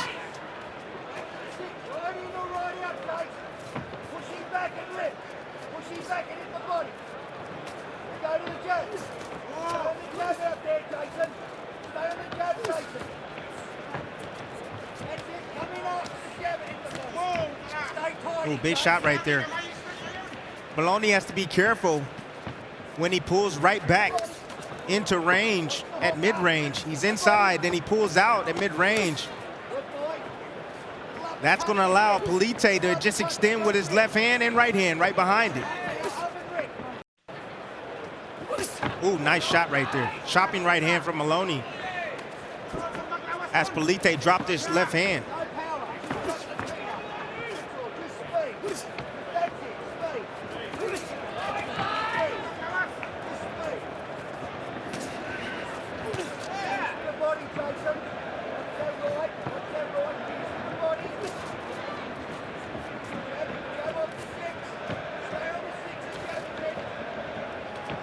Oh. Short right hand from Maloney. Nice setup. Blind him with the jab, came around that with the right hand, and nice uppercut return fire right there. Maloney sometimes dropped straight down. And it was off platform, Timmy. Gets hit with that uppercut. Oh! A thunderous right hand from Jason Maloney. And Polite is on wobbly legs. 6, 7, 8. Come here. Okay. Half a minute to work for Maloney. He grew up 12 miles away. Can he close the show in front of his home fans? That is it. This fight is over. A TKO victory for Jason Maloney. A much-needed big win back home, and he completely over-delivers. That was outstanding. Beautiful right hand, right down the pipe. As you can see, Polite looking to throw a right uppercut, stepping back to create some distance for himself. Drops his lead hand. Right hand, crushing right hand from Maloney, right on the chin of Polite. And here's the follow-up right here, the finish. You got your man hurt. You gotta clean him up. Ladies and gentlemen, the end comes at 2 minutes and 35 seconds into round number 3. Your winner by knockout, fighting out of the red corner, Jason Mayhem Maloney! This man is a destructive force, unstoppable, unpalpable, and once he gets going, the freight train just runs you over. Most destructive, most heavy-handed. Whatever you want to say, he fits it when you're putting it in that bucket. Big uppercut. He is stumbling, and this is over.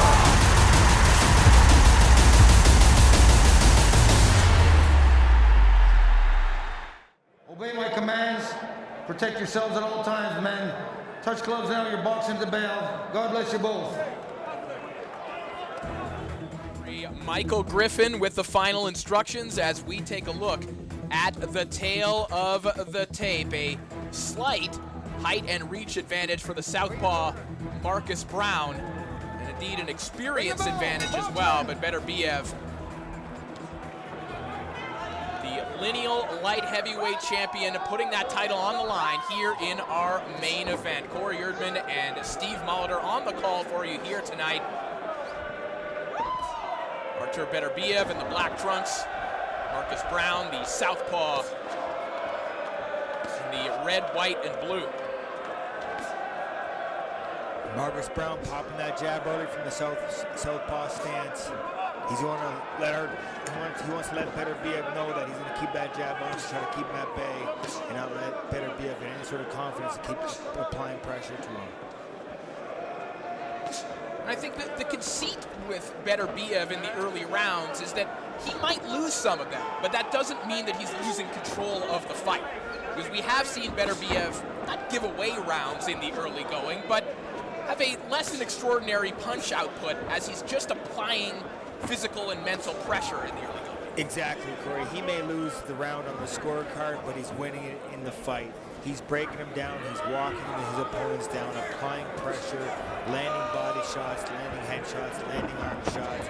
He's slowly breaking his opponent down the way he likes to do. Let him go. Listen to my break. Marcus Brown has said that Derek James hasn't changed a whole lot when it comes to his approach, but you feel like they have tidied some things up. There's a good body shot from Brown a moment ago. Well, going into the biggest fight of his life, I don't think he'd want to make too many changes, Corey. I think a few fine touches wouldn't help, wouldn't hurt, but I don't think he would make too many changes, so hopefully that's the case here tonight from Marcus Brown. Shot down the middle there from Marcus Brown. And one of the mistakes that Brown has made in the past, and he would admit it, and I'm sure everyone can see it, is that he likes to throw to the body, but sometimes when he pulls out, he pulls straight back. And those are the 3 times that Jean Pascal caught him, and it's the same shot that he's been caught with in previous fights as well. gets plugged with some rough stuff along the ropes. And being a southpaw versus an orthodox, it's the last thing you want to do is pull back straight and then line for the right hand. And that's what happened in his previous fights. And he does not want to do that against a big puncher like Beterbiev here tonight. But so far, he's slipped out of those hooks nicely. He's been not staying straight in the line in front of Beterbiev.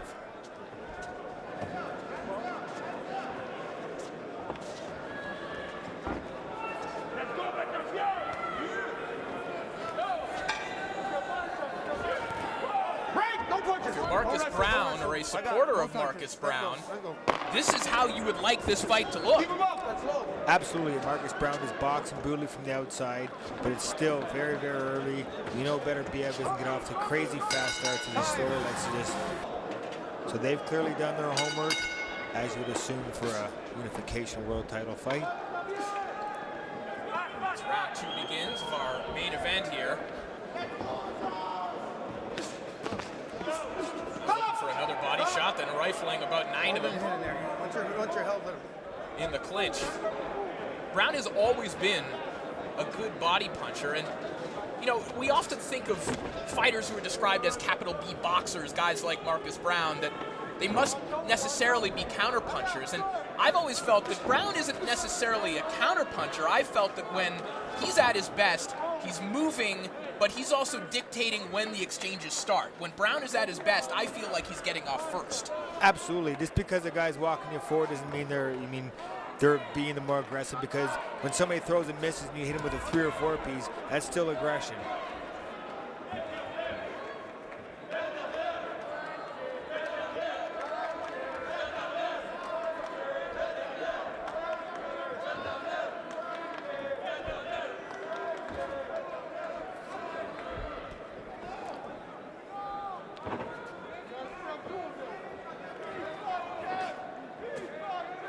Nice jab from Marcus Brown. Not a lot of jabs from Beterbiev so far.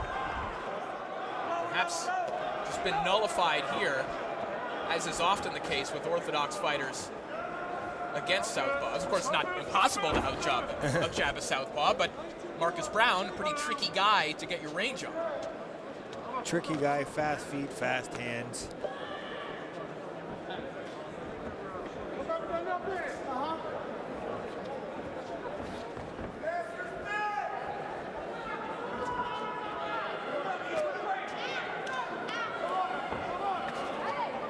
Beautiful drop by Marcus Brown to get out of that corner.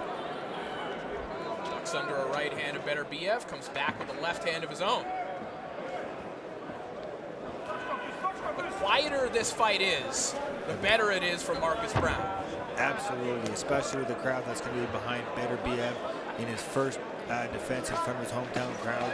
You know they're going to go wild when he starts landing some good clean shots. No push. Brown trying to get his respect there on the inside. Shoe-shine body work, now back to his jab. Very good up there.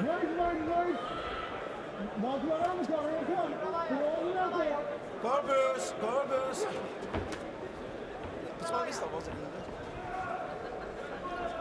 Final 10 seconds of round 2. Not a lot happening, but Marcus Brown, the busier fighter, certainly landed more shots here in the second round, and you'd have to think that's 2 rounds in the bank for the challenger. Box. Round 3 underway, and this isn't unusual territory for Artur Beterbiev, as we've referenced. And although he dropped Adam Dinas in the opening round, he didn't look great in the early going against Dinas. He looked a little sluggish. He didn't look great in the early going against Enrico Koling either. But Beterbiev typically, not typically, has always found his opening 100% of the time, as is evidenced by his record. You can't do that every time. But there are some who feel like Beterbiev has started to slip a little bit, like he might be on the back 9 of his career. And it's those people who think that Marcus Brown has a very real shot in this fight, and Brown is proving those people right in the early going.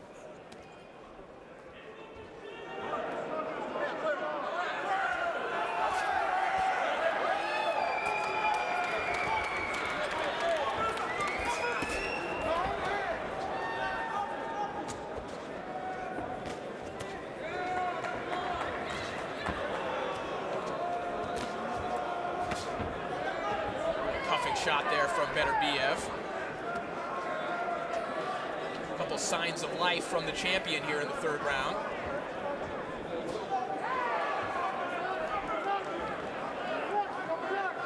Get off his foot. You too, Marcus. Brown, of course, a part of that 2012 U.S. Olympic team that is just absolutely stacked. 6 fighters from that team have won world titles. Jojo Diaz, Rashi Warren, Jose Ramirez, Errol Spence Jr., his stablemate, Clarissa Shields, and his other stablemate, Jamel Herring.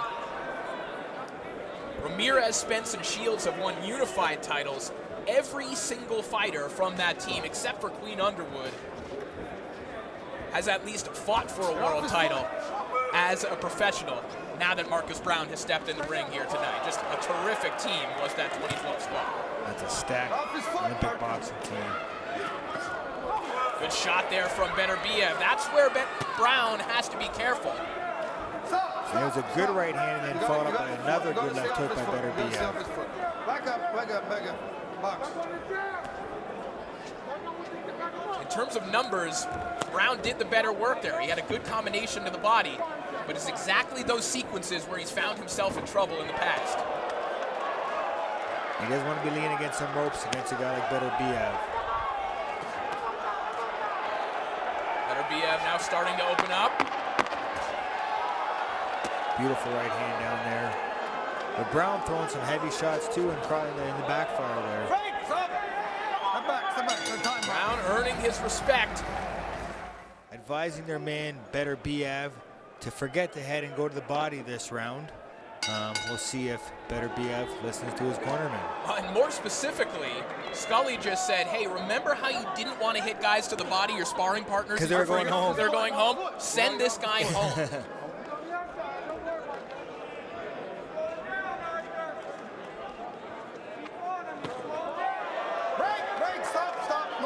Right hand sneaks through there from Beterbiev. Get off his foot, man. Couple quick punches by Marcus Brown up the middle there. To your point, Steve.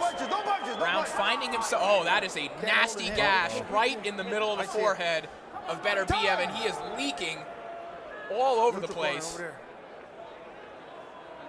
We got unintentional clash of heads. Yeah, but me. It doesn't matter. It's unintentional. Both cut. Both cut. And Brown both men are cut. Sporting a it's cut unintentional clash of heads. Over his right eye as well. But let me tell you something, you get a head cut there, Corey.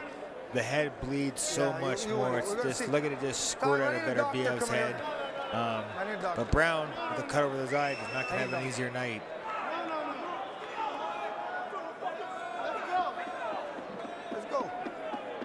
That cut is pouring blood from the forehead of Beterbiev. Let's see if we can catch this clash of heads. There it was, he was slipping over to the left. Let him go, let him go. Well, we are back to action. Both corners going to have the work cut out from him in between rounds, Corey. Russ Anver not in the corner of Artur Beterbiev here tonight, unfortunately. Tested positive for COVID. We send our best wishes to Russ. As things getting a little messy here on the inside. Both men may be sensing a little desperation with those cuts. No punches. And to Marcus Brown's credit, he's not letting Beterbiev bully him. He's definitely firing back when things are getting messy on the inside. If he has any dream of winning this fight, he cannot let Artur Beterbiev bully him around and box, bang him around. Brown looked like he might have been stuck on the ropes trying to spin out. Beterbiev's corner telling him when Brown goes to the ropes, just bang him to the body.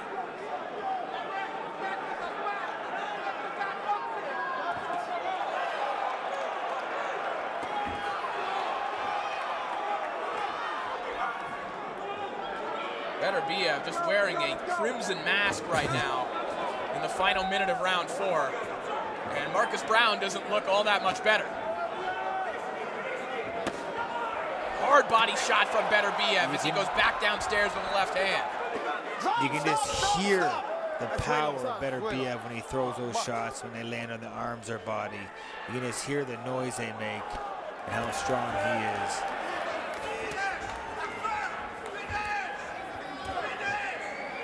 Marcus Brown throwing hard shots to the body in response as well. You have to hand it to him. He is trying to stand up to Beterbiev in his kind of fight.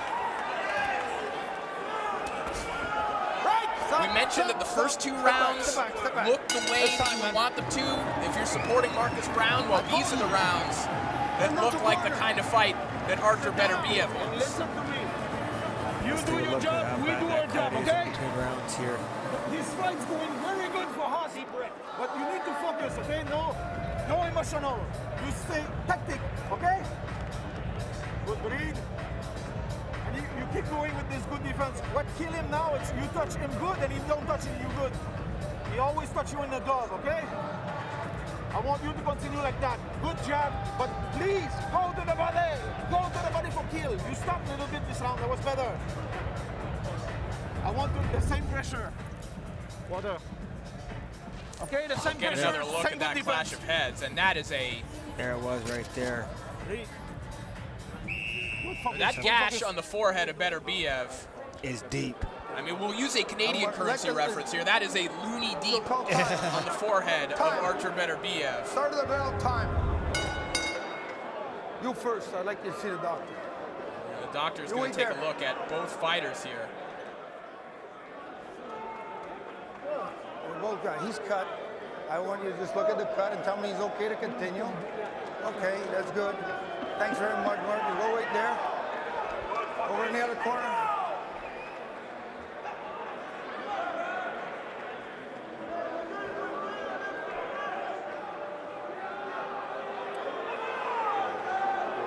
We're gonna run around. You can't do. One more round. Oh, you can't touch it. Wait in that corner. Wait in that corner. Wow, you heard it. There's the possibility that Beterbiev is only being given one more round. But of course, it's a clash of heads.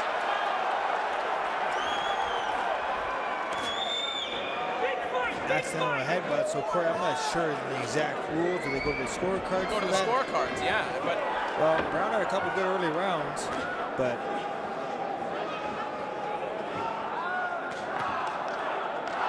let's see if there's any desperation from either man. Well, and we've also heard that from ringside physicians many times, too. One more round turns into one more round each and every round. No punches. Don't push his head down. But he's losing a lot of blood in there, Corey. Left hand down the middle from Marcus Brown. Beterbiev is pouring blood.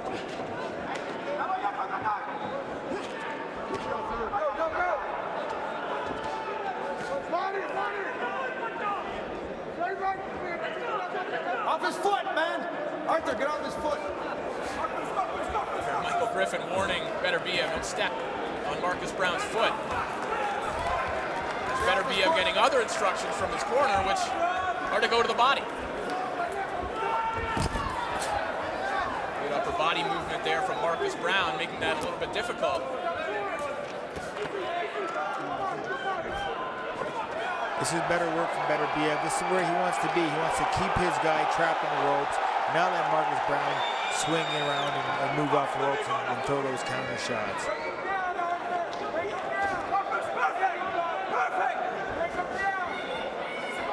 Off his foot. I want to take a point. He's stepping on his foot. A beautiful jab by Beterbiev. Referee Michael Griffin warning Beterbiev that he's going to take a point if he keeps stepping on his foot. He feels that it's intentional. I don't know if that's I'll be honest, I've been in boxing my whole life, and I've never heard of that because I've been in southpaw, and I've accidentally or on purposely stepped on the foot of an orthodox fighter. And I've never been threatened to get a point taken away. A good little short left hand underneath for Marcus Brown. Marcus, you can't Marcus. You want to use a little point on that break, man. You got to stop punching. That's good work from Beterbiev. 3 and 4.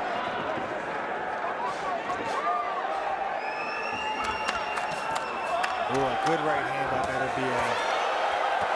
20 seconds left to go in the round as Beterbiev He landed finding with some good openings. right hands.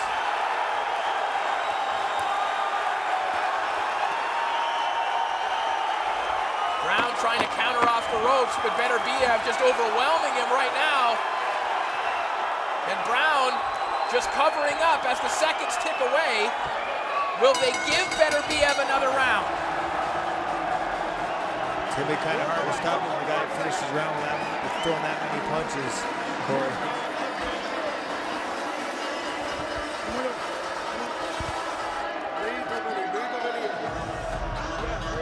Listen to me now. Take water. We let the corners.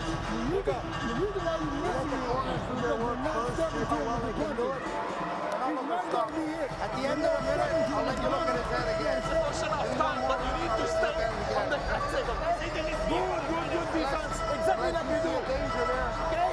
You continue to put pressure, but you take good defense. It's a question of time now. That is a very, very deep cut Come on, champion. in the center of Artur Beterbiev's Seconds out, let's go! Seconds out, With some let's good go. hard shots, with a good overhand right, and that's what started the barrage for Beterbiev at the end of that round. Look at that, the doctor's not consulted, so we fight on. Round 6 underway. Definitely the best round, the most conclusive round of the fight for Artur Beterbiev. Absolutely. Like we said earlier, sometimes it takes him a little bit to get going. And now he's almost in full throttle here. By the end of that last round, I think getting Marcus Brown a little shook with those overhand rights. Right, no punches, no punches. Let's go, step back. Watch your heads, guys.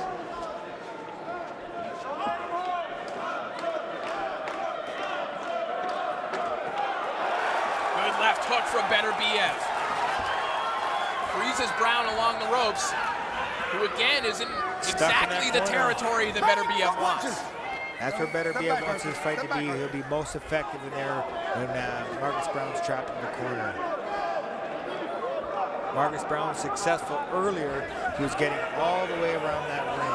I feel when he's backing himself in that corner, he can't go anywhere, and that is an easy night for Beterbiev when he has his opponent stuck in the corner like that. That right hand from Beterbiev just missed. Might have grazed the top of the head of Marcus Brown. But to your point, Steve, where Brown was a second ago in the center of the ring, that's when he was having his best moments.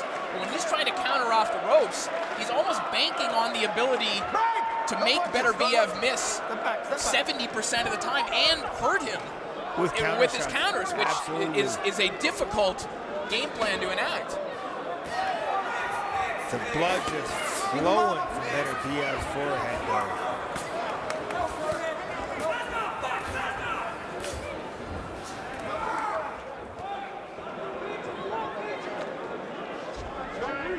Final minute of round 6. Oh, and a beautiful 1-2 by Beterbiev. He's behind it with a good left hook, and there's that right hand that he just wraps around the guard of Marcus Brown. You saw that shot a moment ago, that kind of hybrid scoop uppercut. That's the shot that Beterbiev's camp calls the Campillo.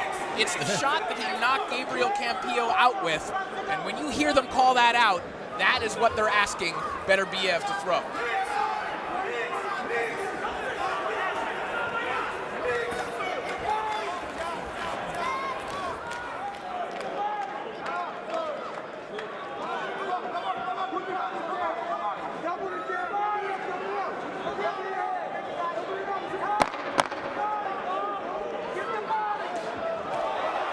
Beterbiev leaps in with a jab, comes behind it with a right hand, and Brown barely stays on his feet.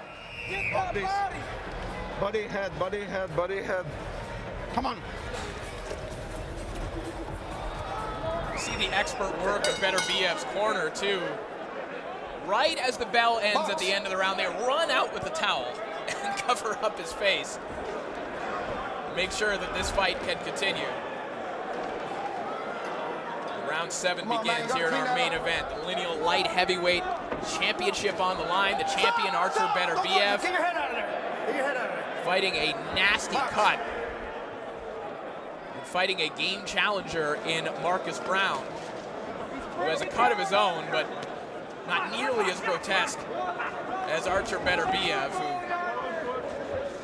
who at times he's looking like Stone Cold Steve Austin at WrestleMania 13. He is bleeding quite a bit in there.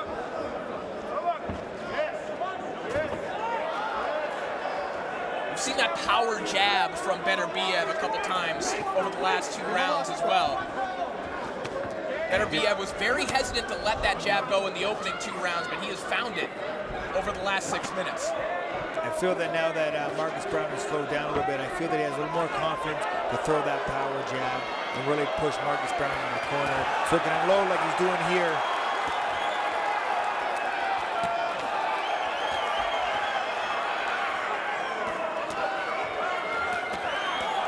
Beterbiev is a tough man to contend with when he feels that he has you hurt. Good shot to the body. Beautiful left hook to the body. And a right hand right behind it, and Marcus Brown will take a knee. Still lots of time left in this round, Corey. You all right? Lift up your hands, show me you're all right. Box.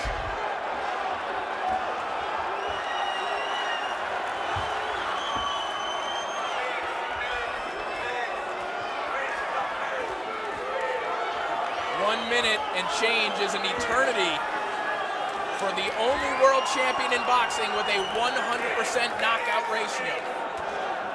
Let's see if Marcus Brown can hang on. And Corey, to point some note, as I talked, as we mentioned earlier, Beterbiev isn't just an aggressive, tough fighter. He's skilled and smart. You see him make those small side steps to the right of Marcus Brown to take away the left hand when he has Marcus Brown on the ropes and dig those shots to the body. He's a very, very smart fighter, just like he did right there, and scoops that right hook, or that specialty shot into the gloves Let him go, of Marcus. Marcus Let him Brown. go. Step back, Marcus. Let him go.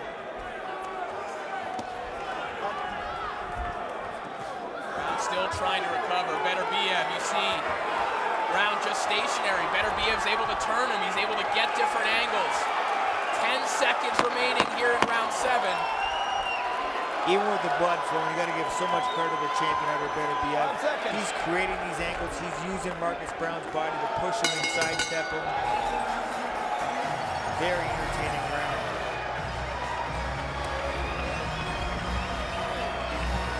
Blood is flowing. Even more so for the champion, Artur.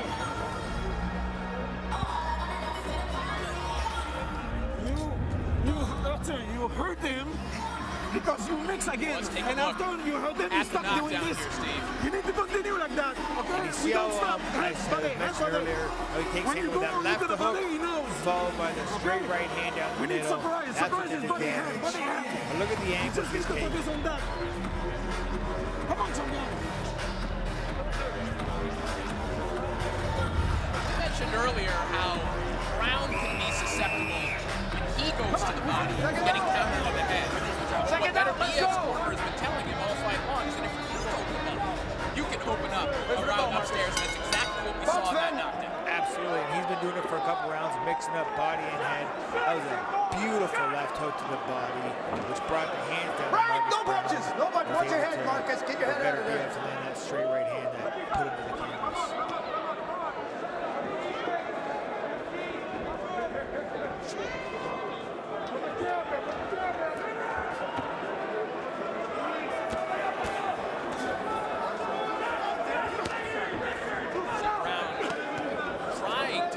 Center of the ring now. I think he's realized that there is no way for him to win this fight standing along the ropes. Well, I don't think it's going to do him any favors to stand there and trade with Beterbiev in the center of the ring either. The best thing for him, like he did earlier, when he was moving, boxing, jabbing, standing in front of a guy like Artur Beterbiev is not a good idea, and it's showing here tonight. And at this point, though, it may not be about what Marcus Brown should be doing. What is he able to do right now when you're hurt, when you're tired, when you've had a physically strong and imposing fighter like Beterbiev all over you all night? Are you capable of moving around on the back foot? Or is this just what Marcus Brown has left? Well, if you want to be a world champion, you better be capable, but I think that this is possibly what he has left. He's had a lot of big shots, and like I said earlier, Corey, just the constant pressure and the threat of Beterbiev is enough to drain him.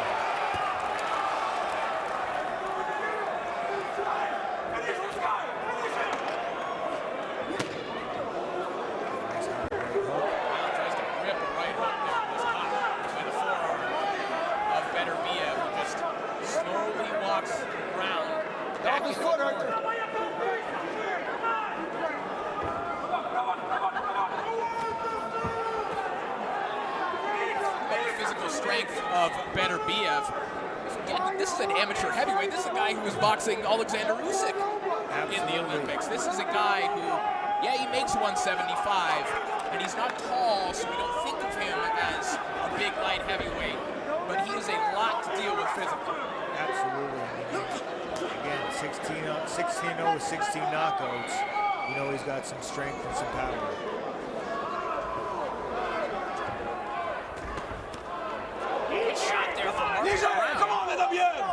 Left hand down the middle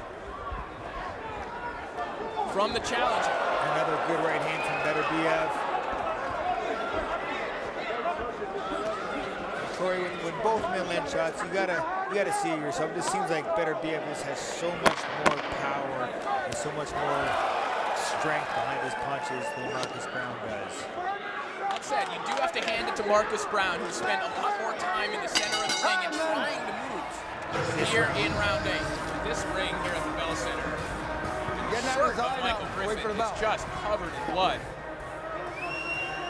Thank God the apron's red, personally, mostly. You know that photo that goes viral every once in a while of that fight from the... Tony Weeks? Well, that one, but the one from Vancouver from the early 1900s of the boxer was covered in blood and the referee. Oh yeah, hold It's on. starting to look like that one. Round 9 begins. And again, to Marcus Brown's credit, he's hurt, but he's trying to make adjustments. But now he might really be hurt with Beterbiev all over him. And down he goes after a hard left uppercut. 4, 5, 6. How much more can Marcus Brown take? 8, 9, 10. You know, Corey, I'd love to see the replay. I don't know if it was a left hook uppercut to the body. 17-0, 17 knockouts. He got it. Let's see if we can see it here. Was it a body shot or the head shot that got him?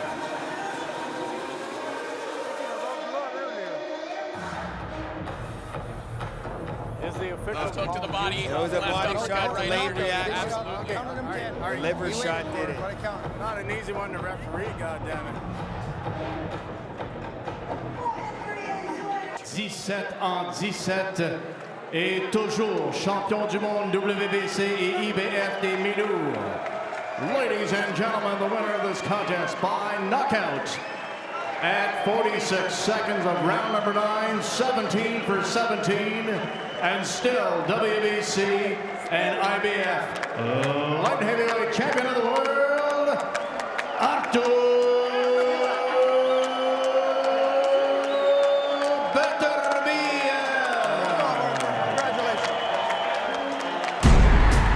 This man is a destructive force, unstoppable, unpalpable, and once he gets going, the freight train just runs you over. Most destructive, most heavy-handed. Whatever you want to say, he fits it when you're putting it in that bucket. Big uppercut! He is stumbling, and this is over!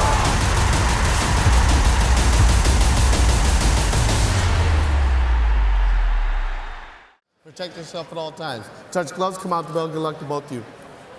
You know, Beterbiev's last fight back in October in Chicago had a 4th round knockout of Callum Johnson, but he had to get up off the canvas to do so. He scored a knockdown in the 1st round. Johnson came back and scored one on a left hook in the 2nd round, and then Artur really got after him in the 4th round with a right hand and had the impressive knockout. How will he look tonight? 13-0, 13 knockouts against Gvozdyk. Left hook. Instead of coming out with a jab, he just came right at him. Sweeping right hand. Beterbiev being real aggressive, not trying to give Gvozdyk any kind of space to be able to work his jab and keep him on the outside.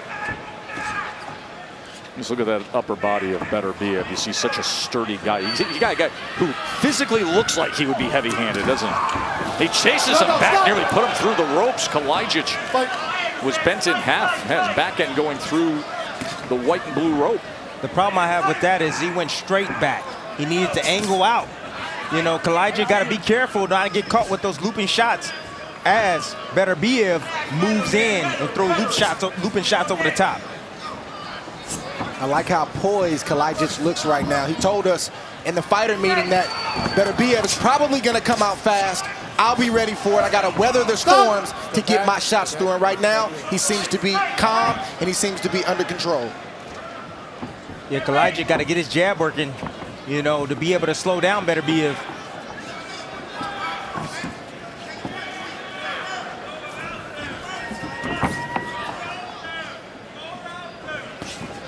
I've never seen Beterbiev move around so much. You know, normally he's stocking forward, looking to close the gap. Now he's coming forward. He's doing a little bit of both this round. Yeah, but you see the little short little right hand he landed on the side of the head of Gvozdyk. Nice, short, crisp. There's going to come a time, Dre, where he's going to sit in front, he's going to catch, and he's going to try to shoot against Gvozdyk. That is no knockdown right there. As Dan Stell will wipe the gloves of Artur Beterbiev.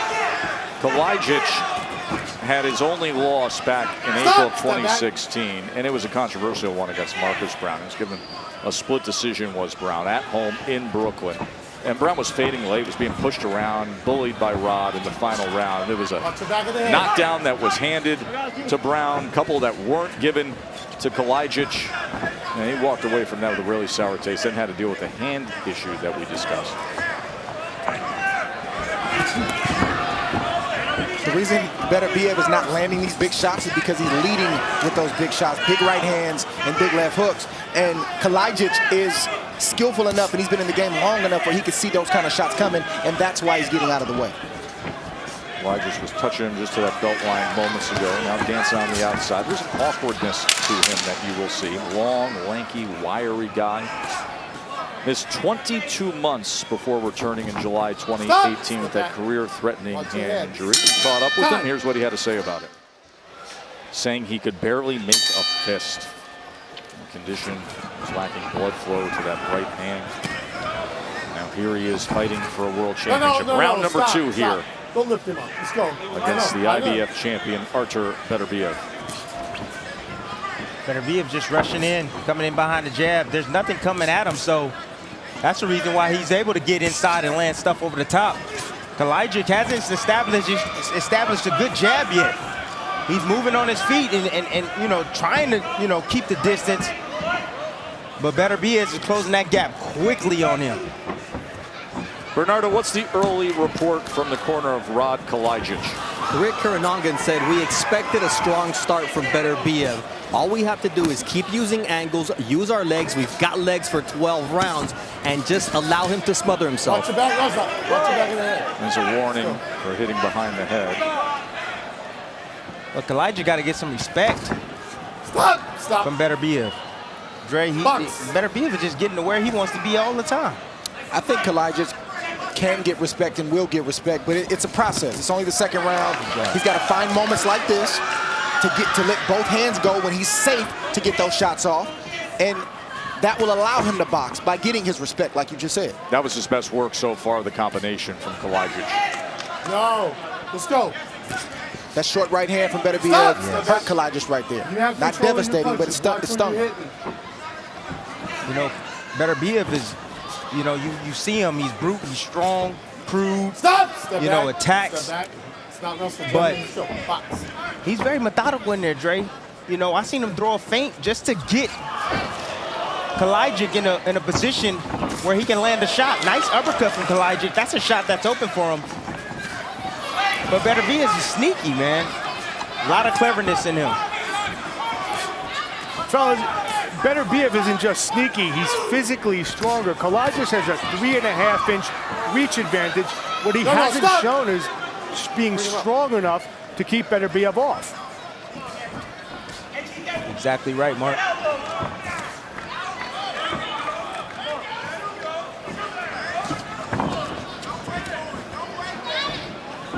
The success of Kalajdzic is going to depend on how he deals with those storms that Beterbiev comes with. That's going to happen multiple times throughout the course of a fight like this when you have a boxer and more of a puncher. You got to be able to weather those storms and then get back to the game plan. Well, right now, he's having a hard time dealing with the pressure. He's got to pick that jab up, and I'm talking about Kalajdzic. End of 2 here for the IBF light heavyweight title. Watch your back of the head. 3. Mouthpiece. Back up. Back up. Back up. Let's go. Joe, Tim, Andre, Mark, Bernardo with you here in Stockton, California. As Beterbiev starts off this 3rd round, where he did the first, coming out charging against Hot Rod Kalajdzic. Got that nickname Hot Rod because he was wearing a Hot Rod t-shirt in high school and stuck. See, at some point, Kalajdzic is going to have to make a shorter turn when Beterbiev charges him, and he's got to make Beterbiev pay. He's got to hit Beterbiev with something that's going to get some kind of respect to make Beterbiev think twice before he charges him. As long as he just circles away, Beterbiev says, I can do this all night long, but you got to make him pay. Yeah, Beterbiev lunging forward. His head is getting past his knee when he's attacking. The uppercut is available for Kalajdzic, but I think he's afraid to throw it because he's been hit with some left hooks from Beterbiev. Absolutely, he doesn't want to open up to get hit with right hands like that. But he don't have to take a chance. You got to keep this bull up off of him. And I'm talking about Kalajdzic. Right on the inside, and it was a right hand that landed for Rod, and then Beterbiev comes back and has a short shot that has success with it as well. I don't like what I'm seeing from Kalajdzic. He's sitting there trading with Beterbiev. He don't need to be doing that.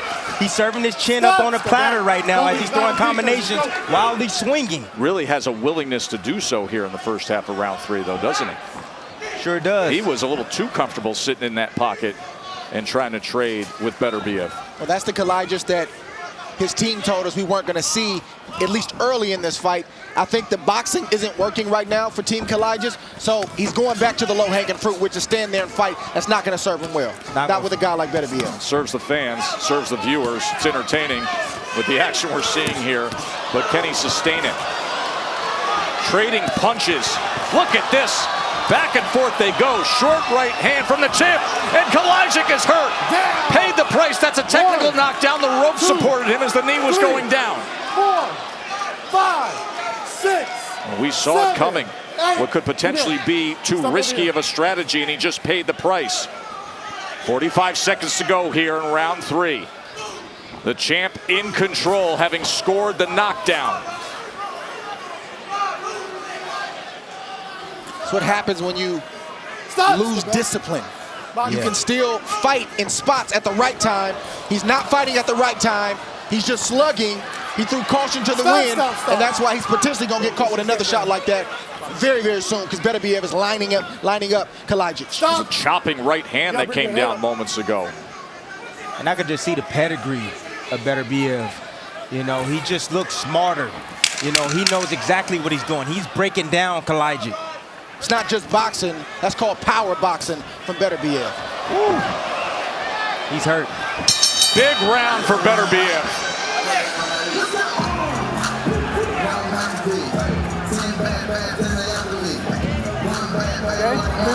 Breathe. Look at me. Rock, I need you to relax. Focus. Look at me. Come here, kid. You all right? All right, listen to me. You got to move and keep your hands. Stop giving a firefight. Do not trade inside right now. Weather the storm. We prepared for this. You hear me? Rod, focus on me. He lost his desperation.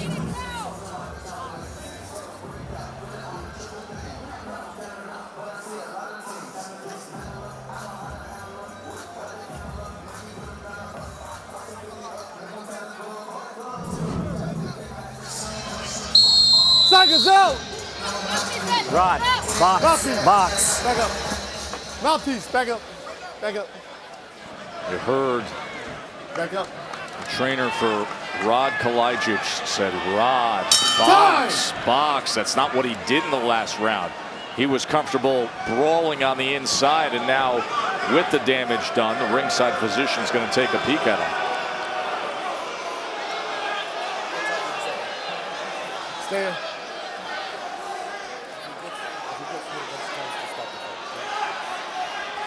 Now referee under counsel, Dan Stell. Time in, let's go. Beterbiev, nobody's ever gone the distance with him. 13 knockouts and 13 wins for the IBF light heavyweight champ. And he got Kalajic damaged there in round 3, and now smothering again here early on in round 4. Oh, and here comes Rod saying, I'm going to go for broke, and he scores. Watch your forearm. Right hand from Kalajic gets turned around, and Beterbiev lands a right hand of his own. The fight just broke out. Wild stuff here with the IBF light heavyweight title on the line. Don't push his head down. Let's go. See the heart of Gvozdyk, he's game. It's a dangerous affair. You got to be careful. It's what you call 50-50 fighting. You might get me, or I might get you. Whoever lands first or lands flush, that's the person that's going to win that exchange. But the physical strength of Beterbiev is starting to wear down Kalajic. It's not just the punches, it's the mauling inside, it's the pushing back of Kalajic that Beterbiev is doing, as well as the body work, and then the headshots to top it off. It's just not looking good for the young fighter Kalajic right now. It's not, and I think Kalajic is still hurt from that last round. He was hurt, he was buzzed at the end of that last round from the right hand. Even this mauling, smothering stuff on the inside. These short left hands that are coming from 4 inches away are doing damage. He just gets beat up right now. Look at this. That is better. Bruising is a great descriptive for Beterbiev. A mauling bruiser of a light heavyweight. And you can tell by looking at Kalajic, mentally, he's out of answers. He doesn't know what to do right now. So he's just going to fight. That's it. The gap, he don't know how to fight in the inside, Dre. That's the problem. Nice short uppercut there by him. Snuck that in. But he's having problems keeping the distance, keeping this bull up off of him. Beterbiev needs to give himself a little bit of space, line up that right hand, and finish off with the left hook. It's going to be a looping shot, Dre, from Beterbiev. That's going to hurt Kalajic. You see a right hand coming around. Right hand looping or a left hook as he pulls away towards his right. That's the range that Beterbiev wants to be at right now. That's a danger zone if you're Hot Rod. And there is the right hand that was able to get around the guard of that left. Then he goes to the body with one as well. Chopping right hand. Overhand right from Beterbiev. And Rod is hurt again. He's hurt. Wobbly feet, but yet willing to exchange. Oh, he tried to go with a one-punch knockout of an uppercut that just missed. He wanted it all right there in that uppercut.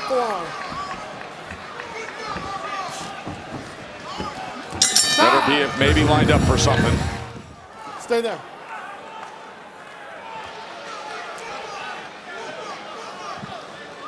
Back-to-back rounds in which the challenger, Rod Kalajic, was damaged. And now another visit to the ringside physician.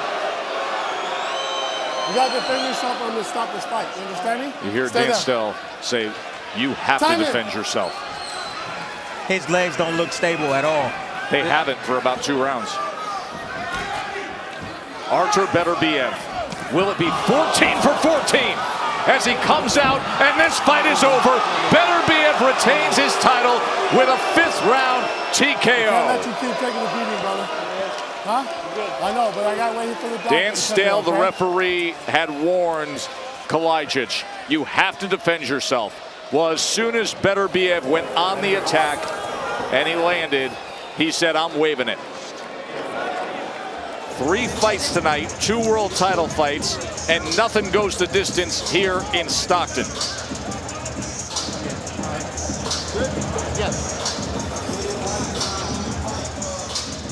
Here's the stoppage. Yeah, just too much pressure from Beterbiev. Nice overhand right. That's the shot that I said it was going to land, and it landed hard. And the ref just stepped in and seen enough. The legs of Gvozdyk was just not underneath him at all. Big overhand right on the temple as he pulls straight back, and the pressure coming from Beterbiev all night long, and they destroyed the man Gvozdyk, man. Great stop by the ref. No need to let that continue because it was only going to get ugly from there. Let's go up to the ring to Jimmy Lennon Jr.